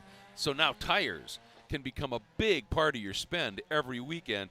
And when you've got that spec tire, you're not sitting there going, wow, I thought my car was good, but this guy's now running this new trick tire that I can't afford right now, and it's good for 5 seconds a lap. And, I just can't do that at this moment. So you've got that one class right now where once you get your car done, the tires are the same for everybody, and you're not going to be outspent in that category to success. Right, of course, Club TR stands for Club Track Rat here in GRIDLIFE, and it runs on the spec Falken RT660 tire, which is a new enthusiast-focused 200 treadwear compound, specifically designed for track and autocross use. And from what I've heard and seen from pretty much everybody on those tires is they're super impressed with the longevity, reliability, and the overall grip of the RT660 tire. We see it a lot in GLTC as well as a street tire selection. So you can race on it, you can autocross on it, you can do time attack on it, you can just HPDE on it. It's a great tire. It's a higher grip tire, so it's not necessarily if you're just a beginner, it's probably not throw a big sticky RT60 on it right out of the gate. But it is a fantastic competition tire on a budget. And for people who aren't familiar with it, what do those 200 treadwear? What does that necessarily mean? So essentially, the lower treadwear rating, it's essentially the grip level of the tire. So the lower treadwear you have, the higher grip it is. So 100 treadwear is stickier than a 200 treadwear, is stickier than a 300 treadwear. And as you're starting to get into the 300, 400, 500 treadwear, that's normal, regular street people tires. 200 treadwear are your sticky summer performance, essentially, for the most part. So an RT660, you can run it on the street. A lot of people do.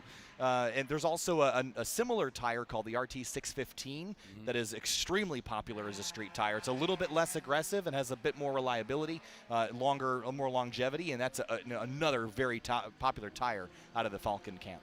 So a 200 or less treadwear tire, don't expect to get 50,000 miles out of it on the highway. But while you're running it, it's going to be really grippy and safe for you. Right. There's Cal Fortner, birthday yesterday, turned 23 years old. And that Audi put together in maintenance by Al's Auto Body just outside of Chicago. Look at that front splitter on this car, how low down he runs that. He wants every ounce of air out from underneath that car. And they've obviously got some skid plates on the bottom of it because every time he gets into a corner and it leans over, it starts sparking, and that's fine. I mean, that's all part of it as long as you have that splitter designed to absorb that. We were at Heartland Park about 2 months ago, and at Heartland Park there's a couple of chicanes that they have normal FIA level, rumble strip curbing on the inside. Then there's grass, but hidden in the grass there was some perpendicular anti-cut curbs that were sort of hidden in there, and Cal got real aggressive on those curbs didn't know they were there. Yep. And chopped the corner a little bit and ripped the whole splitter assembly out from underneath the car.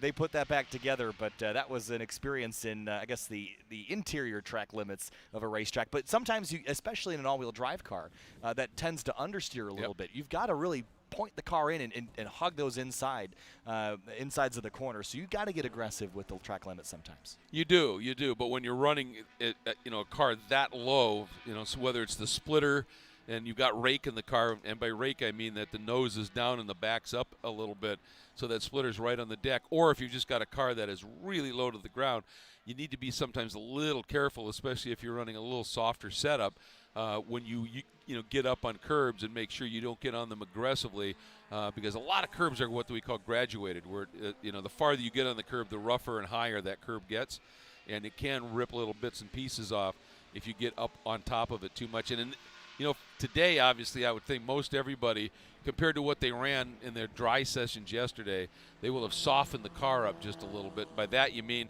that when you turn into a corner, you get a little bit more lean in the car, and it just gets the weight onto the loaded tires a bit better. It plants the car as you get around a corner. And when you've got cool conditions where grip might be a little bit at a premium, you'll just soften that car up to get it to roll a little bit more and transfer the weight. And that's something that you hear a lot when we talk about racing, whether it's door-to-door performance or outright just fast lap like time attack, is weight transfer, and that's what allows you to be fast. When the weight's where it's supposed to be going around a corner, that's where the car will stick. 139 miles an hour for the number 106. That's Jason Kanakary in the Street GT BMW M3, a little wide at 5, but 139 is cooking. That's really impressive, absolutely. And now he knows he wants to get at 139, you want to brake a couple feet sooner, because then you'll have turn 5 absolutely dialed. He was really close to nailing that. And that's one of those things that I've made that mistake numerous times, where I figure a corner out and I go, oh, that felt good, and I get through it, and then I don't immediately compensate going into the next turn, realizing I'm carrying 500 to 700 more revs than I did, and I go to that same braking point, and suddenly I'm wide at the exit of that turn. And that's, again, we're talking about the bandwidth that a driver has to deal with, that every time you find pace in one corner, you need to make sure that you're adjusting your braking zone into the next corner, because you're going to be approaching that next corner at a little bit higher speed.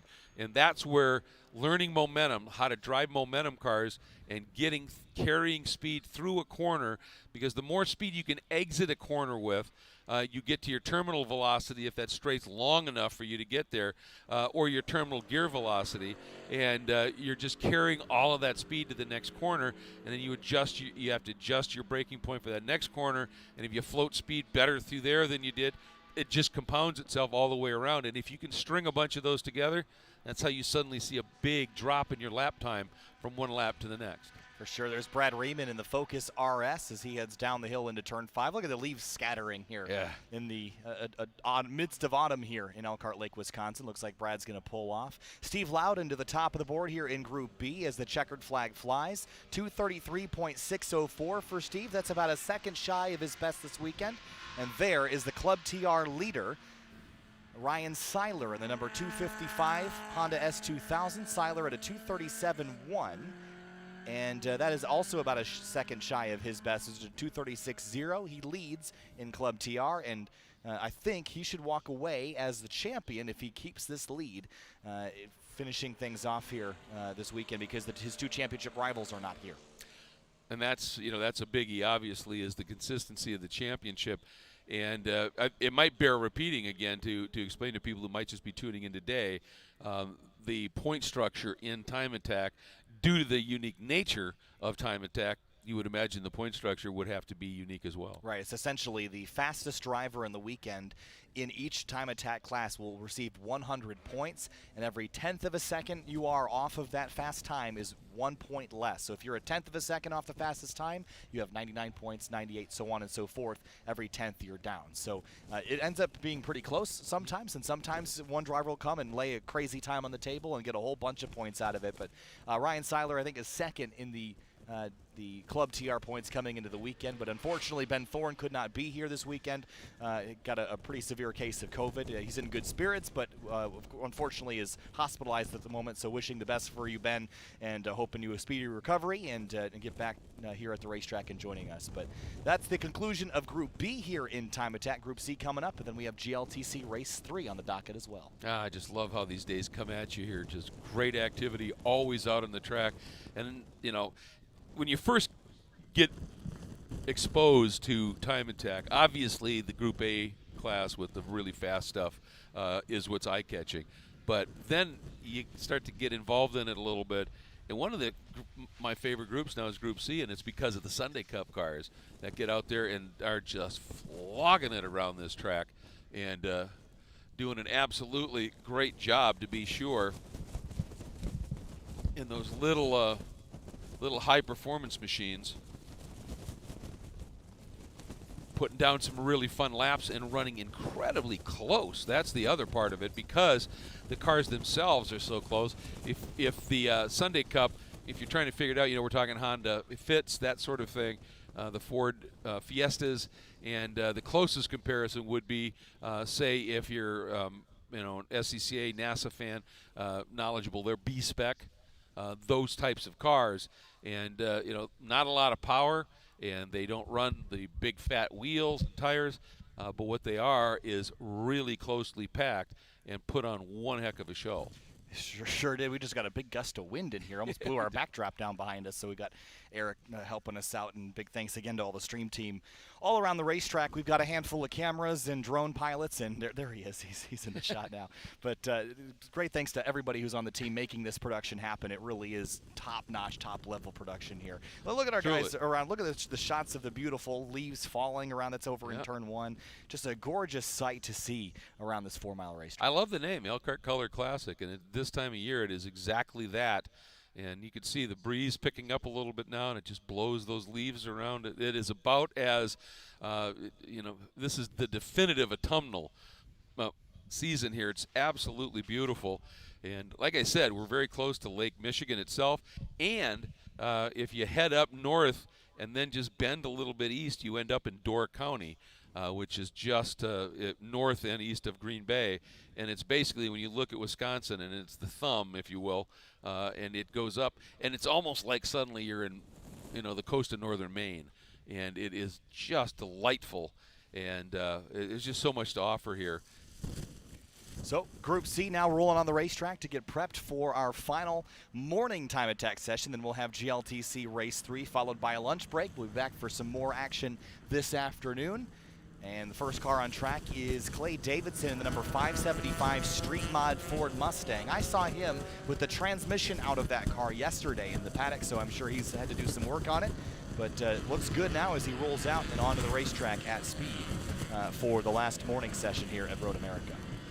Well, and that's one of the things that when you've got cars that are modified up and you got sticky tires and you're going after it, that drive line takes one heck of a pounding. The torque loads that go through it are substantial, and that's just something that they're always going to be chasing here in one of those components. And it's all a developmental thing, isn't it? So you say, well, this should work. You go out and then you find, wow, we are really pumping some loads through this thing. Here's the weak link in the tranny. So you start doing those fixes, and and if your goal, as it should be, to always get faster, you're always going to be chasing those little things. So question for you, Greg. You've got experience in this, I'm sure. Around Road America with all the leaves falling and onto the racetrack with the wind, is that going to be any sort of grip deficit? Is that a problem at all here at a track in the fall, or is that something that you can not have to worry about so much? It can be.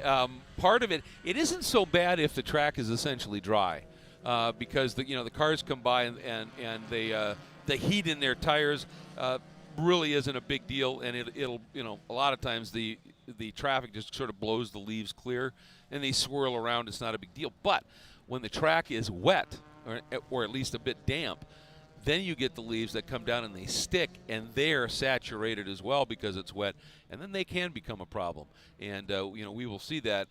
There's a track, Virginia International Raceway, that the old oak tree turn in the fall when it was wet, you'd get the fuzz that gathers in those oak trees that drops onto the ground and then gets wet. That was diabolical when you'd get into it. So you do have to be paying a little bit of attention here. And the one area where it can be a bit sketchy is down into Canada Corner again, because with the tree overhang, you get a lot more leaves back there that get to the track, and if it's damp, as I said, the wind doesn't get back there, and if it was sunny, the sun, there's a lot of shade back there, so it takes longer for that area to dry. And sometimes you'll see people struggling just a little bit, and those leaves can have a little bit of impact.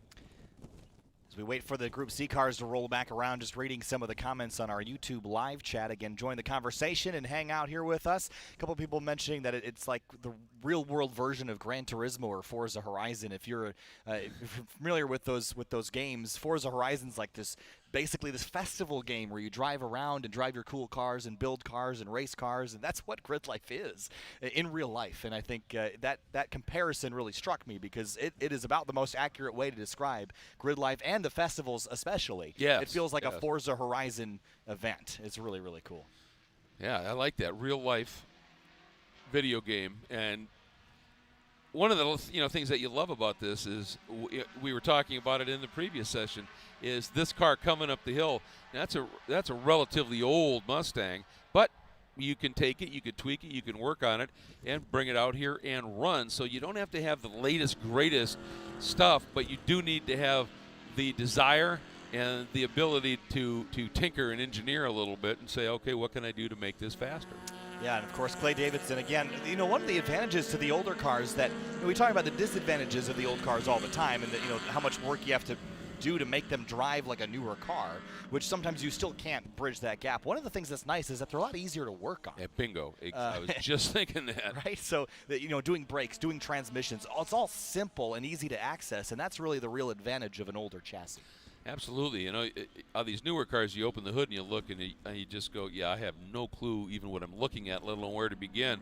And an older car, you can get to stuff and make it work a lot easier. And I kind of love the idea, I'm a nostalgic kind of guy in ways, and I love to see some of these older cars that are still alive and going after that, because from the get-go, America has always been a car culture country, right? That's all part of it. And so, to never see some of these older, beautiful cars on the road just wouldn't be right. And, you see a lot of people, they'll build them and they'll take them to car shows, and you'll see them out on a nice Sunday driving them.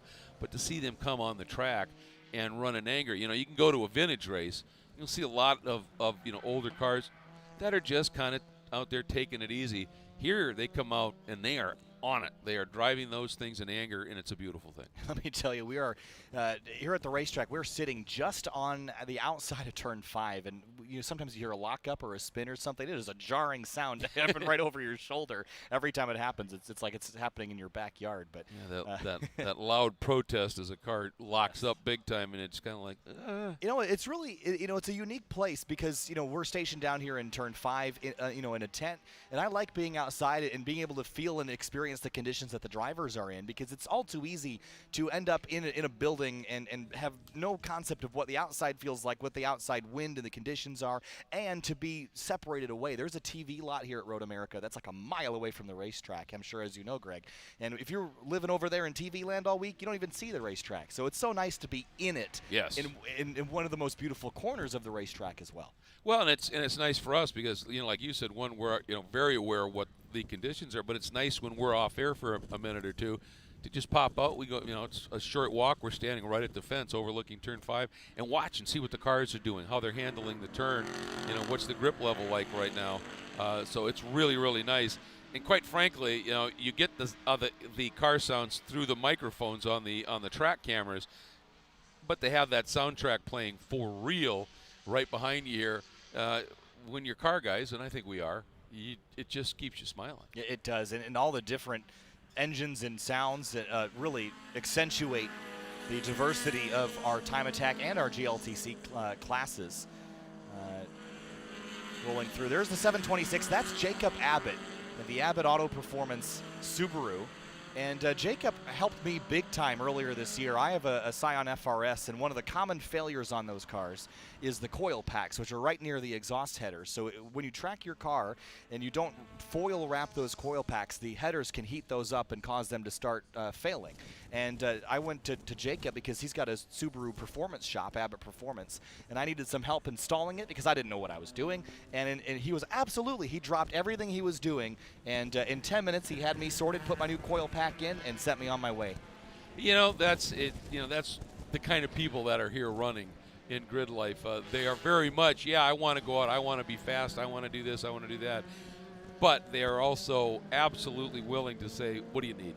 we want to get you out here and having fun. I was just going to say Clay Davison just turned a 2:38.1.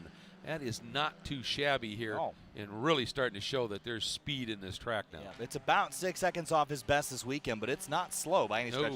There is the number. So I think that's the Michigan fit. So there's 2 fits that are red. That's not Adam Jabay. There's another one out there. I'm trying to see who that is because there is a handful of them.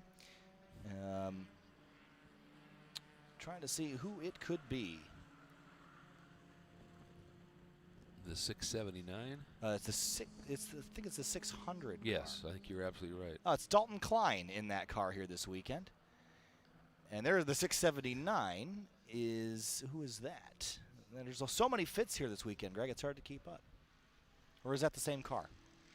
I don't think so. Oh, different car, different fit. Yeah, there were 2 different numbers on them for sure. 675 is Adam Jabay, but I think he's got white wheels. The 395 fit is also out there. That I don't know if we've seen that car on track yet this weekend. I don't have him in my results.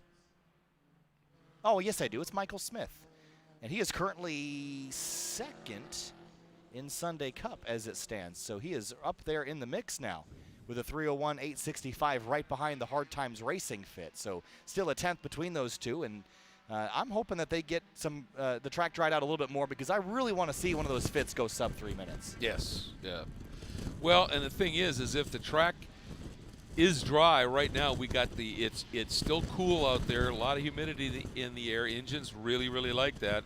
The only thing that might be a little bit of a deciding factor is now we've got a pretty stout breeze that's starting to pick up, and if these Sunday Cup cars are finding that as a headwind somewhere on the track, it will really slow down their straight line speed. Good look there at the 177. Yes, it is neat. Neat, yeah. Just ahead of him is the 777. That's the Team D squared Subaru BRZ that is, I think it's owned by one of our Time Attack competitors, Dewey DeWitt, who typically runs a Subaru Impreza in Street Mod. But that 777 BRZ, there's not a lot done to it. It's a Club TR class car. It's got headers, exhaust, and a couple Falken RT660 tires. I think there's some suspension bits and bobs and brakes, but for the most part, that white BRZ is essentially otherwise stock. And it is extremely capable in the hands of DeWitt and others. They've passed that car around a little bit. Okay. And it's looking there, and it really goes to show how capable these BRZ FRS 86 chassis are. The twins, as they're called. Now they're the triplets with the 86 being added, but you see another one behind with some aero on it. But again, Dewey and crew have really shown the capabilities of that rear-wheel drive lightweight Toyota chassis. It's a sharp-looking car too, really which is I like that. Here's the exit of Billy Mitchell Bridge, or where the bridge used to be, Billy Mitchell Turn, I should say, up into 14, and you can see it's a turn you're floating a fair amount of speed through, and you exit off to the left of the screen here would be driver's right, and then you've got to arc it back over, and there's lots of different approaches to getting into 14 too. If you're in a car that is a lot of horsepower and weight, sometimes you don't try and get it all the way over to the left because the amount of time it takes you to get over there, get it slowed, and then turn. You just end up wasting time, so you'll just kind of float mid-track and then turn into the corner. Others, you'll try and flick it all the way over and then drive it hard through that corner. So there is a Mazda 2. Now, if I am correct in my assumption, I think that that is, I'm trying to see if there's a transponder on that car, the number 9, some 900 number. 925. 925. Team Sumlin car. I thought that was Becky Burton from Scott Robertson's partner, but I'm not positive about that. I've seen that Mazda 2 floating around, but it might not be. But either way, Becky and Scott are huge helps in the GRIDLIFE paddock, and Scott Robertson won the GRIDLIFE Touring Cup Driver of the Year award. Scott and Becky have driven their NB MX-5 to every major round this year, and they drive it, they trailer some tires behind them, they race it, they drive it home. And earlier this year at NCM Motorsports Park, Scott was involved in an accident, not of his own doing, just got collected in one. Car got sent into a tire buried about 85 miles an hour, and the GRIDLIFE community banded together, got that car shipped back home where it was pulled out at Al's Auto Body. They fixed that car. It went on the next week to the One Lap of America and podiumed in their class, and Scott is back here racing this weekend. So, you know, that's awesome to see. Scott and Becky are great to have around. So, another one of those great GRIDLIFE stories. Absolutely. We've had a few chats this weekend about the term commitment and passion, and it runs deep. Both of them do right here in this paddock, because nobody's here with the expectation that if I win my time attack class or I win a GRIDLIFE Touring Cup class, I'm going to get that $100,000 paycheck. That's not what this is about. This is club racing essentially, but these people, they have found a home here, and it is a home that they share with a large number, big moment there, a large number of equally passionate, committed race fans and fanatics, car fans and fanatics, more importantly. And the way that this operates here, once people get into this, you don't see them leaving much, because they just go, wow, this is as much fun as I'm going to have.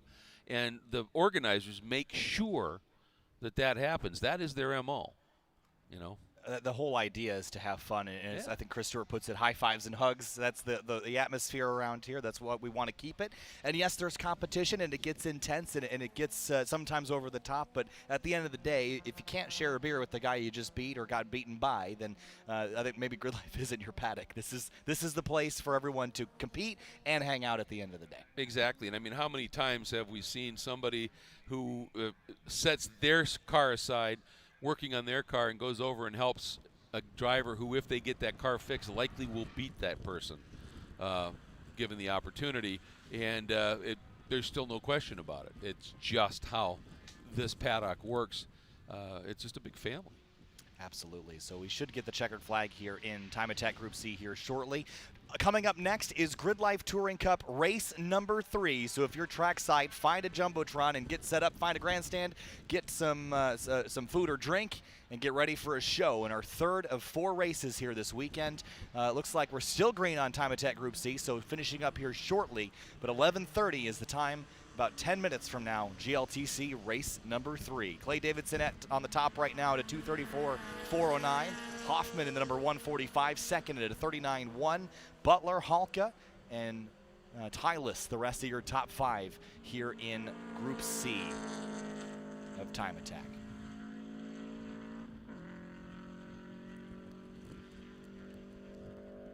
So calming down the tail end here, James Morgan in Sunday Cup with a 3:05.7.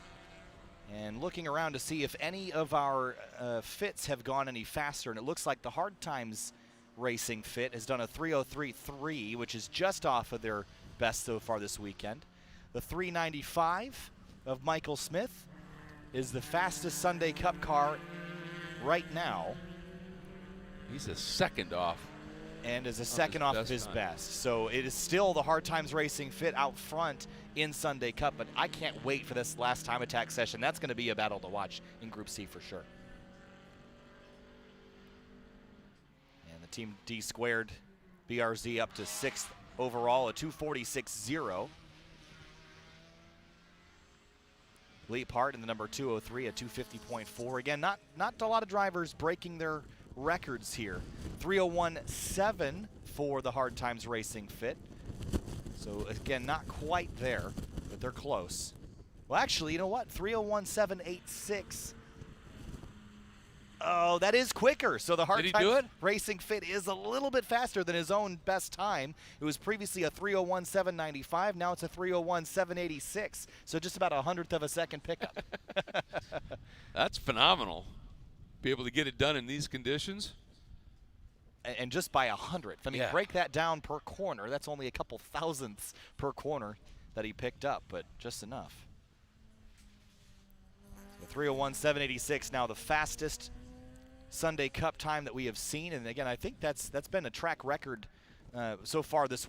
We are far from the previous track record. I think it was 3:06 or 3:07 previously. Right. So we have really set the bar high this weekend for the fits. It's just a fun class. Absolutely Such a fun class. And I think that's why Adam bought a Fit. Yeah. Because he's got his Civic that he runs in GLTC. Here he is right now in the red car. He's got that GLTC car, but I think he just wants to have fun and have no pressure on an event. And there's not a lot of pressure you can put on yourself in a Honda Fit. But he's got buddy James Morgan behind him. They're kind of two-car tandeming right now. And sometimes you'll see big trains of these things form up and draft down the straightaways, and it looks like that's what they're trying to do. Well, you've got 3 long, fast sections here, and in these cars, being able to draft and work with each other, you know, it's the old adage, 2 cars run quicker than 1, 3 run quicker than 2. And so if you can find a buddy and draft a little bit, it can really help you find some time. And right now, Adam is 4th in this session in Sunday Cup. He has given that new car a ride. And they'll come up out of the hill here and finish up their laps, and expecting the checker at any moment for Time Attack Group C. They really gave them a long session here to run some laps, which is great to see. Finished off some of their laps, and they'll get one more opportunity later to improve. And that'll be it for 2021 competition for GridLife Time Attack. There's the checkered flag now, and one of the PhD cars comes across the line. That is a Hyundai Veloster. Is that an N or a turbo? I can't remember off the top of my head. It is a Veloster N. It's the number 124 PhD racing car. And Veloster ended at 2:48.277. That's a pretty solid time. And that's a chassis that is becoming better and better as time goes on. The Veloster N and the Veloster Turbo, both very capable cars, and in that kind of inexpensive category. Yes. Paired up with the BRZ, the FRS, the Focus and Fiesta STs, that kind of range. And it's a really cool looking car too, a 3-door hatch. It is, and I mean, it is one of the real popular cars globally in the TCR racing category. That is some serious high-speed stuff, and you just know Hyundai is very involved in that program, and it's a classic case of race on Sunday, sell on Monday, because that N program is really part and parcel of their development program, and those cars are, I agree, I think they're really sharp-looking cars, and every time you see one, they seem to be getting quicker. Adam Jabay and James Morgan tandeming down the front straight, has the fist out the window, celebrating. Might have been a PB this weekend. Let's see, Adam Jabay's best time previously was a 3:08.6. And let's see how he did here, a 3:07.1, so a pickup for Adam Jabay. Actually, I think his best lap was a 3:05. Oh, has he gone quicker? That 3:07 was his last lap, but I think he had a 3:05. Oh, you're right. You're correct. Yeah, he does have a 3:05.765. So that is a big pickup. Big, yep. And that's why he had the hand out the window celebrating. Giving the old fist pump. So Time Attack Group C is complete. GridLife Touring Cup race number 3 is up next. We'll hear from the partners and people that make this happen. We'll be back in a few minutes.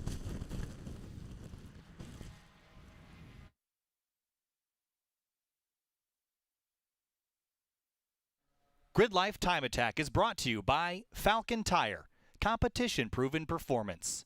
FCP Euro, every part you buy is guaranteed for life.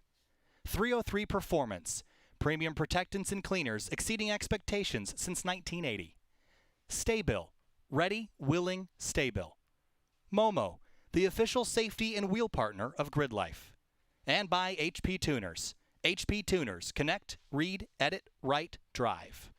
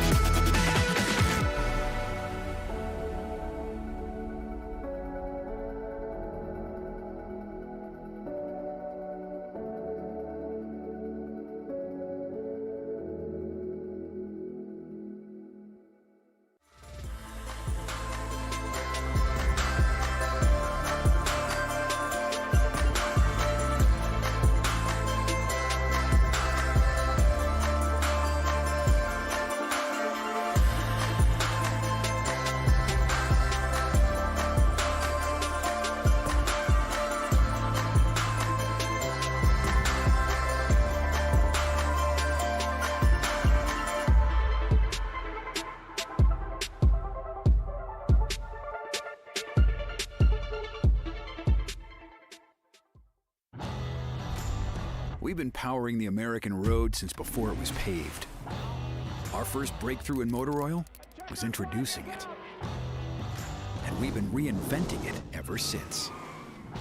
From the world's first high-mileage oil to the world's first synthetic blend. There are those who change with the times, and those who drive them. Valvoline, the original motor oil. The Falken Azenas RT660 is the enthusiast choice for ultra-high performance. Engineered for predictable handling and stability, the RT660 provides maximum traction both on and off the track. Your competitive edge has arrived with the Falken Azenas RT660. Hawk Performance packs 100 years of friction dynamics into every product. Backed by Carlisle Brake and Friction, the world's premier innovator of industrial brake and friction components, Hawk leverages R&D tools and motorsports experience to deliver uncompromising performance on the street. There's no reason to settle for less. Choose pads that are race-proven and street-legal. Find the Hawk Performance brake dealer near you at hawkperformance.com. Here at FCP Euro, we take pride in the fact that each and every one of your orders is picked, packaged, and shipped by a fellow car enthusiast. We understand that you need the right parts and need them fast to complete that next project or get your daily driver back on the road. Take Mike, one of the smiling faces in the FCP Euro Pickup Center, who assists customers whenever they have to come in and pick up their orders. Mike has an evolving collection of BMWs, including his beautiful E30 that often require maintenance, so he understands the importance of making sure that each customer gets quality parts. But Mike also underscores our value of making sure every customer has a fantastic buying experience here at FCP Euro. To learn more about us, head to fcpeuro.com.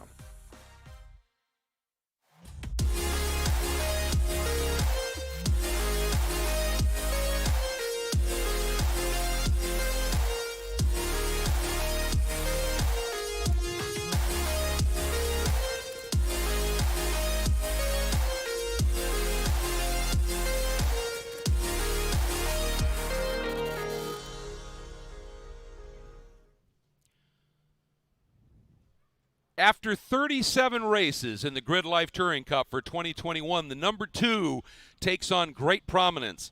Right now, there are 2 races left in the championship. The top 2 in the points start side by side on row number 2. And there are 2 other drivers that are still in the chance of this championship that could steal it away should anything happen. Hi, everybody. Welcome to Road America, America's National Park of Speed, where the final 2 rounds of the GRIDLIFE Touring Cup will be played out, and it couldn't be at a more daunting and perfect location. This is gut check time for these drivers to get it done and get after that championship. I'm Greg Creamer, delighted to have been invited back by this guy, Kyle Heyer. A pleasure to work with you once again, my friend, and it's been an absolute treat. And each race has been a little bit more intense, a little bit more intense. 2 to go, baby. The intensity is rising, and after this morning's race, there was a little bit of calmness in the paddock after we had a race that could have been far more chaotic, spend most of it under yellow. So we had a crash this morning. Ron Solomon out of the race. He is okay, but that car is done for the weekend. But we shift our focus forward now to our last 2 races, as you mentioned, Greg. And you also mentioned that there are a handful of drivers still left in the championship battle, but 2 of the 6 that were originally mathematically capable of winning the championship are now eliminated. One of those drivers is Luke McGrew. I caught up with him yesterday to talk about his weekend. Luke McGrew drives the number 7 NC Miata here in GRIDLIFE Touring Cup. Began the season leading the point standings, but it's been a while since he's enjoyed that lead. Luke, it's an uphill battle this weekend for a championship, but trying to redeem yourself after last year had some car struggles. How does the car feel in practice so far? I feel pretty good. I was mostly scrubbing the tires in. Yeah, last year I had it's the same engine, but I had some valve train issues, so I didn't get to run it all here last year. So I'm kind of looking forward just to get out here and enjoy myself and see how well I can do. Got a couple teammates here this weekend. Do you feel like that's going to be helpful at all in the field with 52 cars? Yeah, the biggest help with the teammates is like out of the 4 cars we bring, 1 breaks and one already broke, so the other 2 might be salvaged right now. All right, well, Luke McGrew in good spirits. Had a good practice. We'll see him in race 1 later. So Luke McGrew in good spirits as always. Greg, such a character. I love talking with Luke and teammates Eric Meadows, Jeff Preston, Gary Wimble, who was entered this weekend but had a failure prior to race number 1, was not able to compete this weekend. But with Luke now eliminated from the championship battle after leading so much of the season, it's a disappointing end from the points, but he's still got a chance to go for victory. But he's going to have to get by a handful of very tough drivers at the front. And he's capable of it. I mean, he certainly has speed. And I've often thought that Luke's nickname should be Chill. You know, when you think about a DJ or some of the other guys in the paddock that are just always pinging and everything, Luke is just so chill about stuff, and yet he gets in that car, that visor snaps down, and the man's an animal on the racetrack and really puts in some drives, and he's just a great addition in the paddock. He is. I was actually going to call him 007 for a while. He was originally number 5. He switched to number 7, but he always would leave the racetrack in a smoke cloud with the first couple of seasons. But now he's got that car reliable, so it doesn't stick anymore. But Luke's a great guy. But doubling up here for the start, we are gridded by our finishing position from race number 2. So that leaves Aaron Lichty on pole alongside Tom O'Gorman, who finished in 2nd. Now, Lichty just got his 4th win of the season. He hadn't won since COTA back in February, so it's been a while. I talked to Tom O'Gorman after race 2, and he said he looked down the inside of Aaron, who usually is willing to concede a position. Aaron didn't concede it, and Tom goes, okay, I'm not sure I want to pick that fight right now, and was okay with 2nd for that race. Well, when you haven't had a win in that long and you find yourself in the lead, you're not going to go quietly, that's for sure. Then you got Swenson and Coutil. They're the two that are closest and at the top of the points table in that 2nd row. And then you've got DJ Alessandrini, who had a great drive in race 2, came from 9th up into that 5th spot, along with Kerry James, who also had a fabulous run. Then Smedegard and McGrew sitting back there in the 8th spot.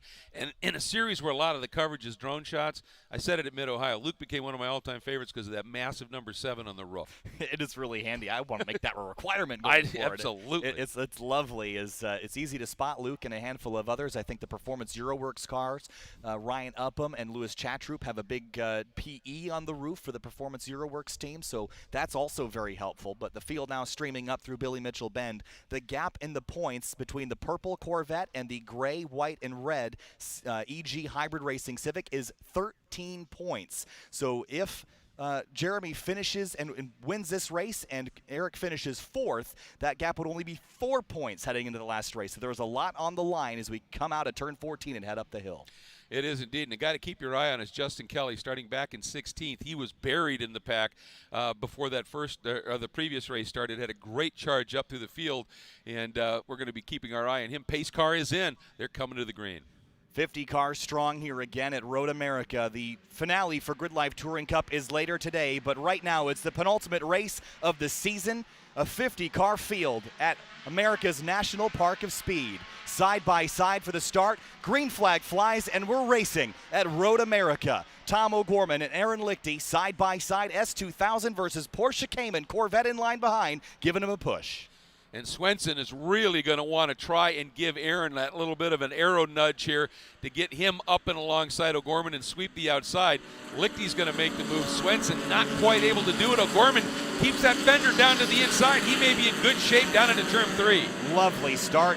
Packed up 2 wide, double deep. That was fantastic stuff, but O'Gorman is still right in the mix for the top spot. Swenson is there as well. When they come out of 3 and down to turn 5, they'll climb north of 120, 130 miles an hour side by side, and that's Aaron Lichty and O'Gorman that are still door-to-door under the Sargento Bridge. And Lichty right now, that came and should be a little quicker. But look at Swenson. If he had found some room around the outside, he was going to go for it. Now Lichty moves over. Swenson up and around the outside. O'Gorman now has Coutil right on the outside as well. Look at that, 2 by 2 through 5. Swenson going for the championship. He takes the lead away as they climb under the Corvette bridge. Very fitting as Swenson takes the lead away. Lichty second. Coutil around the outside for P2. He wants it bad. Well, he is fighting absolutely every step of the way, and Lichty, does he shut the door on him or leave it open? Well, a little of each. And now O'Gorman coming right up behind Coutil and trying to push him around the outside. All of this happening while Swenson pulls away. Lichty, the cork in the bottle, through turn 8. O'Gorman needs to get through to go run down Swenson. It's chaos and pandemonium as they head into the carousel. They're double wide for 5th place as they sweep through the turn. And look at Swenson, and part of the difference for this race start in this race compared to the first one, the track was a lot more wet when that first race happened. We've seen from recent time attack classes, the track is now almost down to full grip levels as long as you're on that gray stripe, and that's what Swenson wanted. Those tires have come to life. He is gone. Coutil and O'Gorman still in that great battle for second, and Tomo is in a position to maybe try a move down into Canada. Not quite close enough. Andy Smedegaard to the inside of Aaron Lichty as well. He needs to stop the bleeding before he falls outside of the top 5. Alessandrini is there as well. There's, I think that's Emil Tab in the white Miata with the black roof, and Luke McGrew is in that mix. Here comes Eric Jensen, who fell backwards in race 2, trying to claw back forward in the third race. Yeah, Jensen started 13th, and he should be right now pretty firmly in that top 10. Indeed he is. So that was a great start by Jensen. Great opening lap. And for Micaiah Hackbarth in the green Porsche came, and that car was purchased 11 days ago. Got his first top 10 ever in his second GLTC start in race 2. Very solid start to the weekend for him. Look at O'Gorman pushing Eric Coutil down the front straightaway. Yep, trying to get every little bit of draft that he can. And this is where Tomo, if he can make the move down into 3, tracked a little bit cleaner. Coutil got a little wide. You saw that little flash of brakes. Then 3 abreast behind DJ Alessandrini in that white with the 61 on the bumper, trying to figure out a way by Lichty in the Porsche. Yeah, I think Lichty is definitely holding up Alessandrini as he tried to look to driver's right, exiting turn number 1, and on the run down to turn 3. We'll pick him up here in a moment for you. Swenson still leads, has a significant margin over the lead, the second and third place cars. Now Lichty dragging against, look at Alessandrini, 3 wide, down the inside of Smedegaard into turn 5. That's real tight. Oh my goodness, immensely close here, and it looks like DJ Alessandrini has cleared everybody. Lichty going to try and sweep the outside. Runs a little wide though. A little wider than he wanted, had to breathe it to get out of it, and it's Alessandrini, but he's got company. Smedegaard looks to the inside in 6. You need a lot of respect and cooperation to make it work in 6, and they get through it clean as can be. DJ, the inside line into 7, and takes the spot. This car was broken yesterday. DJ only gets a couple of opportunities a year to race. Broke a vehicle speed sensor. Drove to Milwaukee last night to buy parts to replace it. Now he runs in 4th in GLTC Race 3 with the cars packed up behind him. You know, he's hungry after that kind of experience. You don't race every race. When you do, you want to be on track, and then you have to make a long drive to get the car to work, and when it's working, you're going to take the most out of it. Speaking of a car that's working, early on here, Swenson is gone. He is gone, but I think O'Gorman got through. He did. O'Gorman passes Coutil for second place, so move Tomo back up to P2. This is crucial because the difference between first and third is about, 5 points or something like that? That's a big gain for Swenson. Look at this. Here's Emil Tab at the back of Luke McGrew, all packed up behind the white Porsche Cayman of Aaron Lichty, the race 2 winner, and now Jensen and Micaiah Hackbarth in that battle for 6th. But you know Coutil at this point has got to be driving with that championship picture in mind. And if he finishes second versus third, like you said, it's a 2-point swing. But if you've got to push so hard and take so much risk to hang on to second over a hungry Tom O'Gorman, he's still in his championship, granted, you might just say, yeah, I'm not going to fight that hard. If I keep Swenson a couple of spots in front of me, I'm good for this championship. He may be playing the long game here. Not happy about it, but realistically doing what he needs to. Across the line, Swenson continues to lead. O'Gorman now solidly in second. That's the worst he's been all weekend. A first in race 1, a second in race 2. Now trying to set sights on Swenson out front. The battle behind him, it was Smedegaard was up the inside of DJ when they went by start-finish, but DJ just out-deeped him down into 1. And here comes Micah. Nice move by Micah as he looks up the inside. I think that might be Emil Tab down into 3. Rob Manicherry was a little wide exiting turn 1, dropped a tire off course. There's Woody Hyman going for a slide as well. Scott McGee, Jeremy Boysen, who gained 16 spots in race 2 after having an accident in race 1 last night. So good climb for Boysen as well. So it looks like Alessandrini now distancing himself from Andy Smedegaard, but Andy's going to go deep up the inside for turn 5. And this is where a little bit that overlap. Now Andy has got to give room to DJ, but DJ runs too wide. But he didn't lift much, kept that momentum going up the hill, so close, up into 6. Smedegaard there, takes it back, or does he? This is great stuff. They're still side by side into 7. This is a fantastic battle, side by side through 7, door handle to door handle. Unbelievable racing. There's Justin Kelly to the inside of Kerry James in turn 7. Louis Chatru following, Jake Price following Manicherry and Austin Hurdle. Great battles all amongst the top 20. This is what makes GridLife Touring Cup so spectacular. You know, they have regulations about it. When you've got overlap, you've got to give room. something that I have long felt, that if you earn that piece of racetrack, you should be allowed to race there. And this series recognizes that, and it puts on where you got side-by-side through 5 corners, Kyle. It's spectacular. For sure. So Jeremy Swenson's lap time last time by was a 2:31.073. O'Gorman's was faster, only by a couple hundredths of a second, but it's far from over as we make our way through the halfway point of this race. Leader into Canada corner and pass it. O'Gorman second, Catil third. Then it's Alessandrini, Smedegard, Lichty, and I think that's now Luke McGrew who's put himself into 7th. Luke having a very solid run here. And indeed, Hackmart did get around and make the pass on Emil Tab. And look at this side-by-side at the exit. Wow, exit of Billy Mitchell. That's brave. That's Smedegard on the outside of Alessandrini. They will not leave each other alone. They're still door-to-door, exiting turn 14. Now it's a drag race. The same motor in these cars, a K20 in both Alessandrini's Civic and Smedegard's S2000 as they head up the hill towards the front straight. And I'll guarantee you, when DJ placed his car around the outside at the exit of Billy Mitchell, Smedegard inside, Andy was going, "Are you mad, my friend?" And made it work. But look what that did. That side-by-side run has now allowed Lichty to get a really good exit and run up through 14 and gets them both down into 1. Now here comes Alessandrini on exit, gets to the inside and repasses Lichty. Smedegard up the middle, up the outside rather, 3 wide and through turn 2. Backs out, thinks better of it, but it's wild back there for 4th place. Oh, it's insane stuff that we're seeing here. Spectacular. And all of this little bit of battling has allowed Swenson to open up that sizable margin. I mean, officially the gap over 3.5 seconds. Swenson back to O'Gorman and Coutil. And those two guys are doing a pretty solid job right now of not racing each other too much, just trying to find speed. Behind them, gloves are off. Into turn 5 again. Lichty on the binders.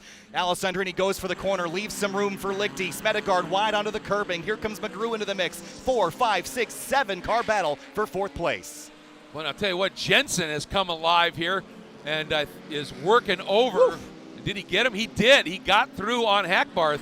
So Jensen has come alive now, and at the exit of 7, it's all over the back of that duo in front of him. Yeah, Smedegard had a big bobble in turn 6, and McGrew dove left to miss him, and McGrew is going to try to get around Smedegard, but Smedegard's better on the brakes. They're going to be door-to-door heading to the carousel under the Speedville Bridge.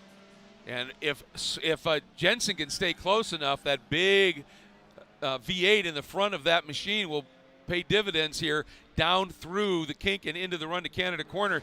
And to the bottom right of your screen, you see O'Gorman. It's about as big a margin as he has had over Coutil at this point. And I think Coutil might be going, I've got a lot of room back now to DJ. We're coming up on just a little over 5 minutes left in this race. I'm just going to follow Tom. And I really think at this point, Eric is saying, big picture. Big picture, buddy. Big picture, but as it stands, the way the points work out, it's only a 6-point advantage that Coutil maintains over Swenson. It's a 7-point swing from the start of the race. So if this happens again in race 4, Swenson would be your 2021 GLTC champion. Yeah, I understand. Yeah, well, exactly, and that's the math Eric's doing right now. But you know, he may be saying, I'm just right now, I'm not as quick as Tom is, and if I'm going to race him really hard, that's a lot of risk right now. And he might all be saying, you know, I'm saving my tires. I'm just drafting off of Tom right now, not pushing too hard. I think I might have better tires later and be able to run him down and go after him. So obviously we're just speculating here. When you're in a championship, sometimes that changes your approach to driving. You know, the rest of the year Eric has just been full commit. Now, you know, has he decided to switch into championship mode just a little bit? We'll find out. 2:30.7 was the lap time for both of the race leaders the last time around. Swenson a hair quicker than O'Gorman, so that gap still exists. It's significant, maybe 30 car lengths on the run down to turn 5, but Swenson out front enjoying a lead here. If he wins, he will close that championship gap by 7 points and only have 6 left to make up. Alessandrini finally breaks away for 4th. Lichty goes defensive on Smedegard, who's so good on the brakes, into 5. Deep on the brakes right here, but he wasn't quite close enough. And then you see the number 7 of McGrew floating a lot of speed down through there. And then this great battle between Hackbarth and Jensen right now. That is for the 8th position, right behind these two. There is the number 7 of McGrew, and then that great battle. Yeah, Lichty under fire from Smedegard, slides a little wide on exit. Smedegard goes to driver's right, now looks to the left on the braking zone for turn 8. not close enough. Hackbarth has gotten by Jensen once more. That's again for 8th place, as you mentioned, Greg. But running out of time, you're probably going to get one more lap, so make it count. Yeah, those two are flip-flopping positions every half a lap, so it seems. But, I mean, Swenson clear out in front. Last time by, it was 3.8 seconds. Tomo is continuing to stretch that margin back to Coutil. And then those three are off in their own zip code right now. And it's primarily because of the battling between Alessandrini and Lichty and Smedegaard that allowed that lead group of three up at the front to get away. And right now DJ is going, man, if I wouldn't have lost touch with them, I might have been able to be up and playing with them. And just exiting the kink and heading down to Canada, 3 abreast. What a scrap. That's Hackbarth, Emil Tab, and Ryan Upham. Hackbarth had a big moment in the kink, and that allowed Emil Tab to get there. Ryan Upham to join the party. Justin Kelly now into the mix. Think about his weekend. He started in the 40s. Yes. In the second race, clawed his way up into the mix, and look at this battle now. Hackbarth and Tab side by side for 9th.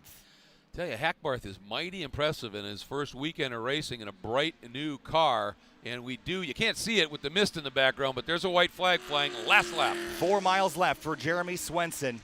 If he wins this race and Coutil stays 3rd, it's a 7-point gain for Swenson in the points. It would leave only 6 remaining for him to claim the championship. Now, Alessandrini sees the blue ASMS 2000 of Andy Smedegaard closing from behind.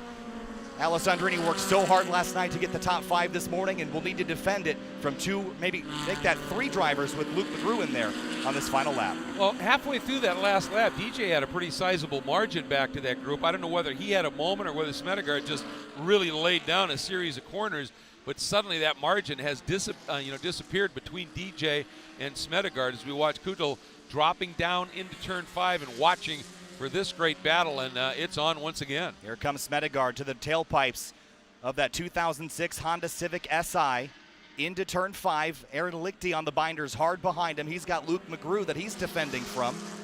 They're paddock neighbors here this weekend. They were having a great conversation about how awesome race 2 was for them, but now Alessandrini defending from Andy Smedegaard. These two had an incident at Mid-Ohio. They sorted it out. They continue. Standing yellow flag in turn number 7 here, Greg. So not a lot of passing, obviously, in that section. Now it's been pulled, so somebody maybe just ran a little bit wide and gathered it up just again. There is the look down into turn 8.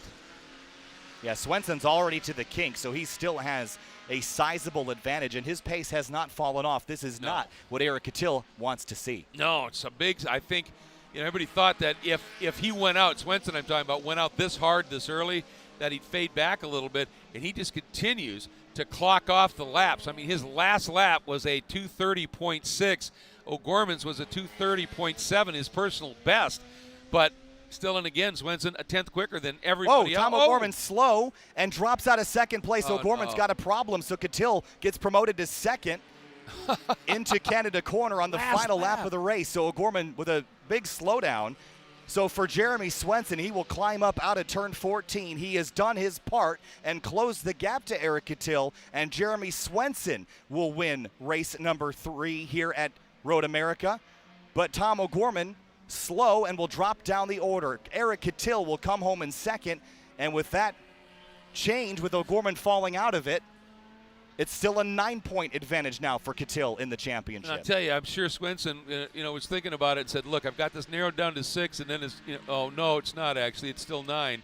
And here's that battle for what becomes the last spot on the podium, and DJ Alessandrini wins it by the proverbial nose. Behind them, look at that, McGrew and Lichty, and it says it went to McGrew for that final spot in the top 5 with Lichty 6.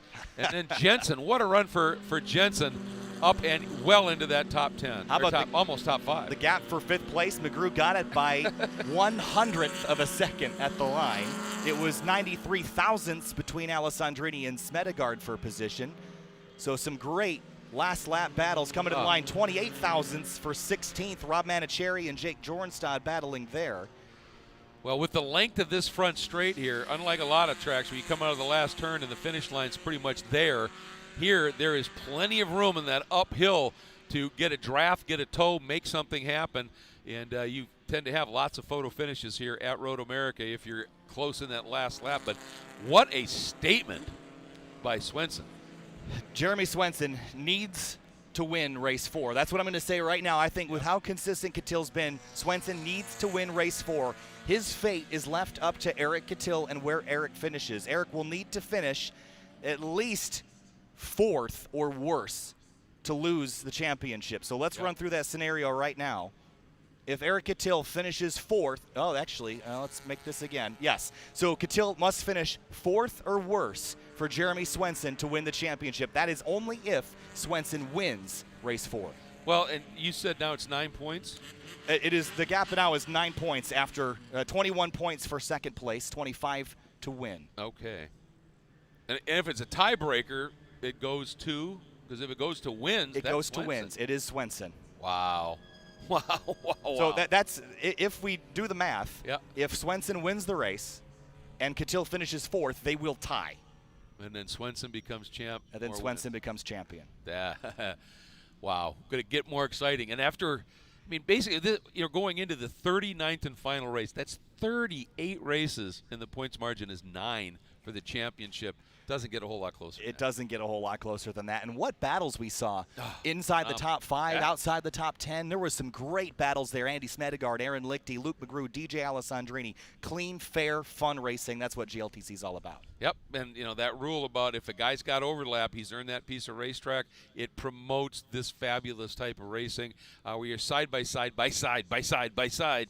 No contact, it's clean and incredibly exciting. And I love the quote that's in the rule book from an anonymous driver. It says, the worst thing that can happen to you if you give the guy room to race you on the outside is you're going to have a great race. And we did have a great race. Defined, absolutely.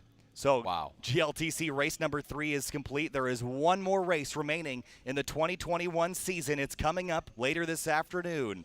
I'm Kyle Heyer alongside Greg Kramer. Make sure you tune in for our afternoon live stream. We'll see you after lunch for the last time attack session of the weekend and the last GLTC race of 2021. We'll see you later. GridLife Touring Cup is brought to you by FCP Euro. Every part you buy is guaranteed for life. Falken Tire. Competition-proven performance. MOMO, the official safety partner of GridLife. Hawk Brakes, race-proven, street-legal. Valvoline, Valvoline VR1, available at Advanced Auto Parts stores.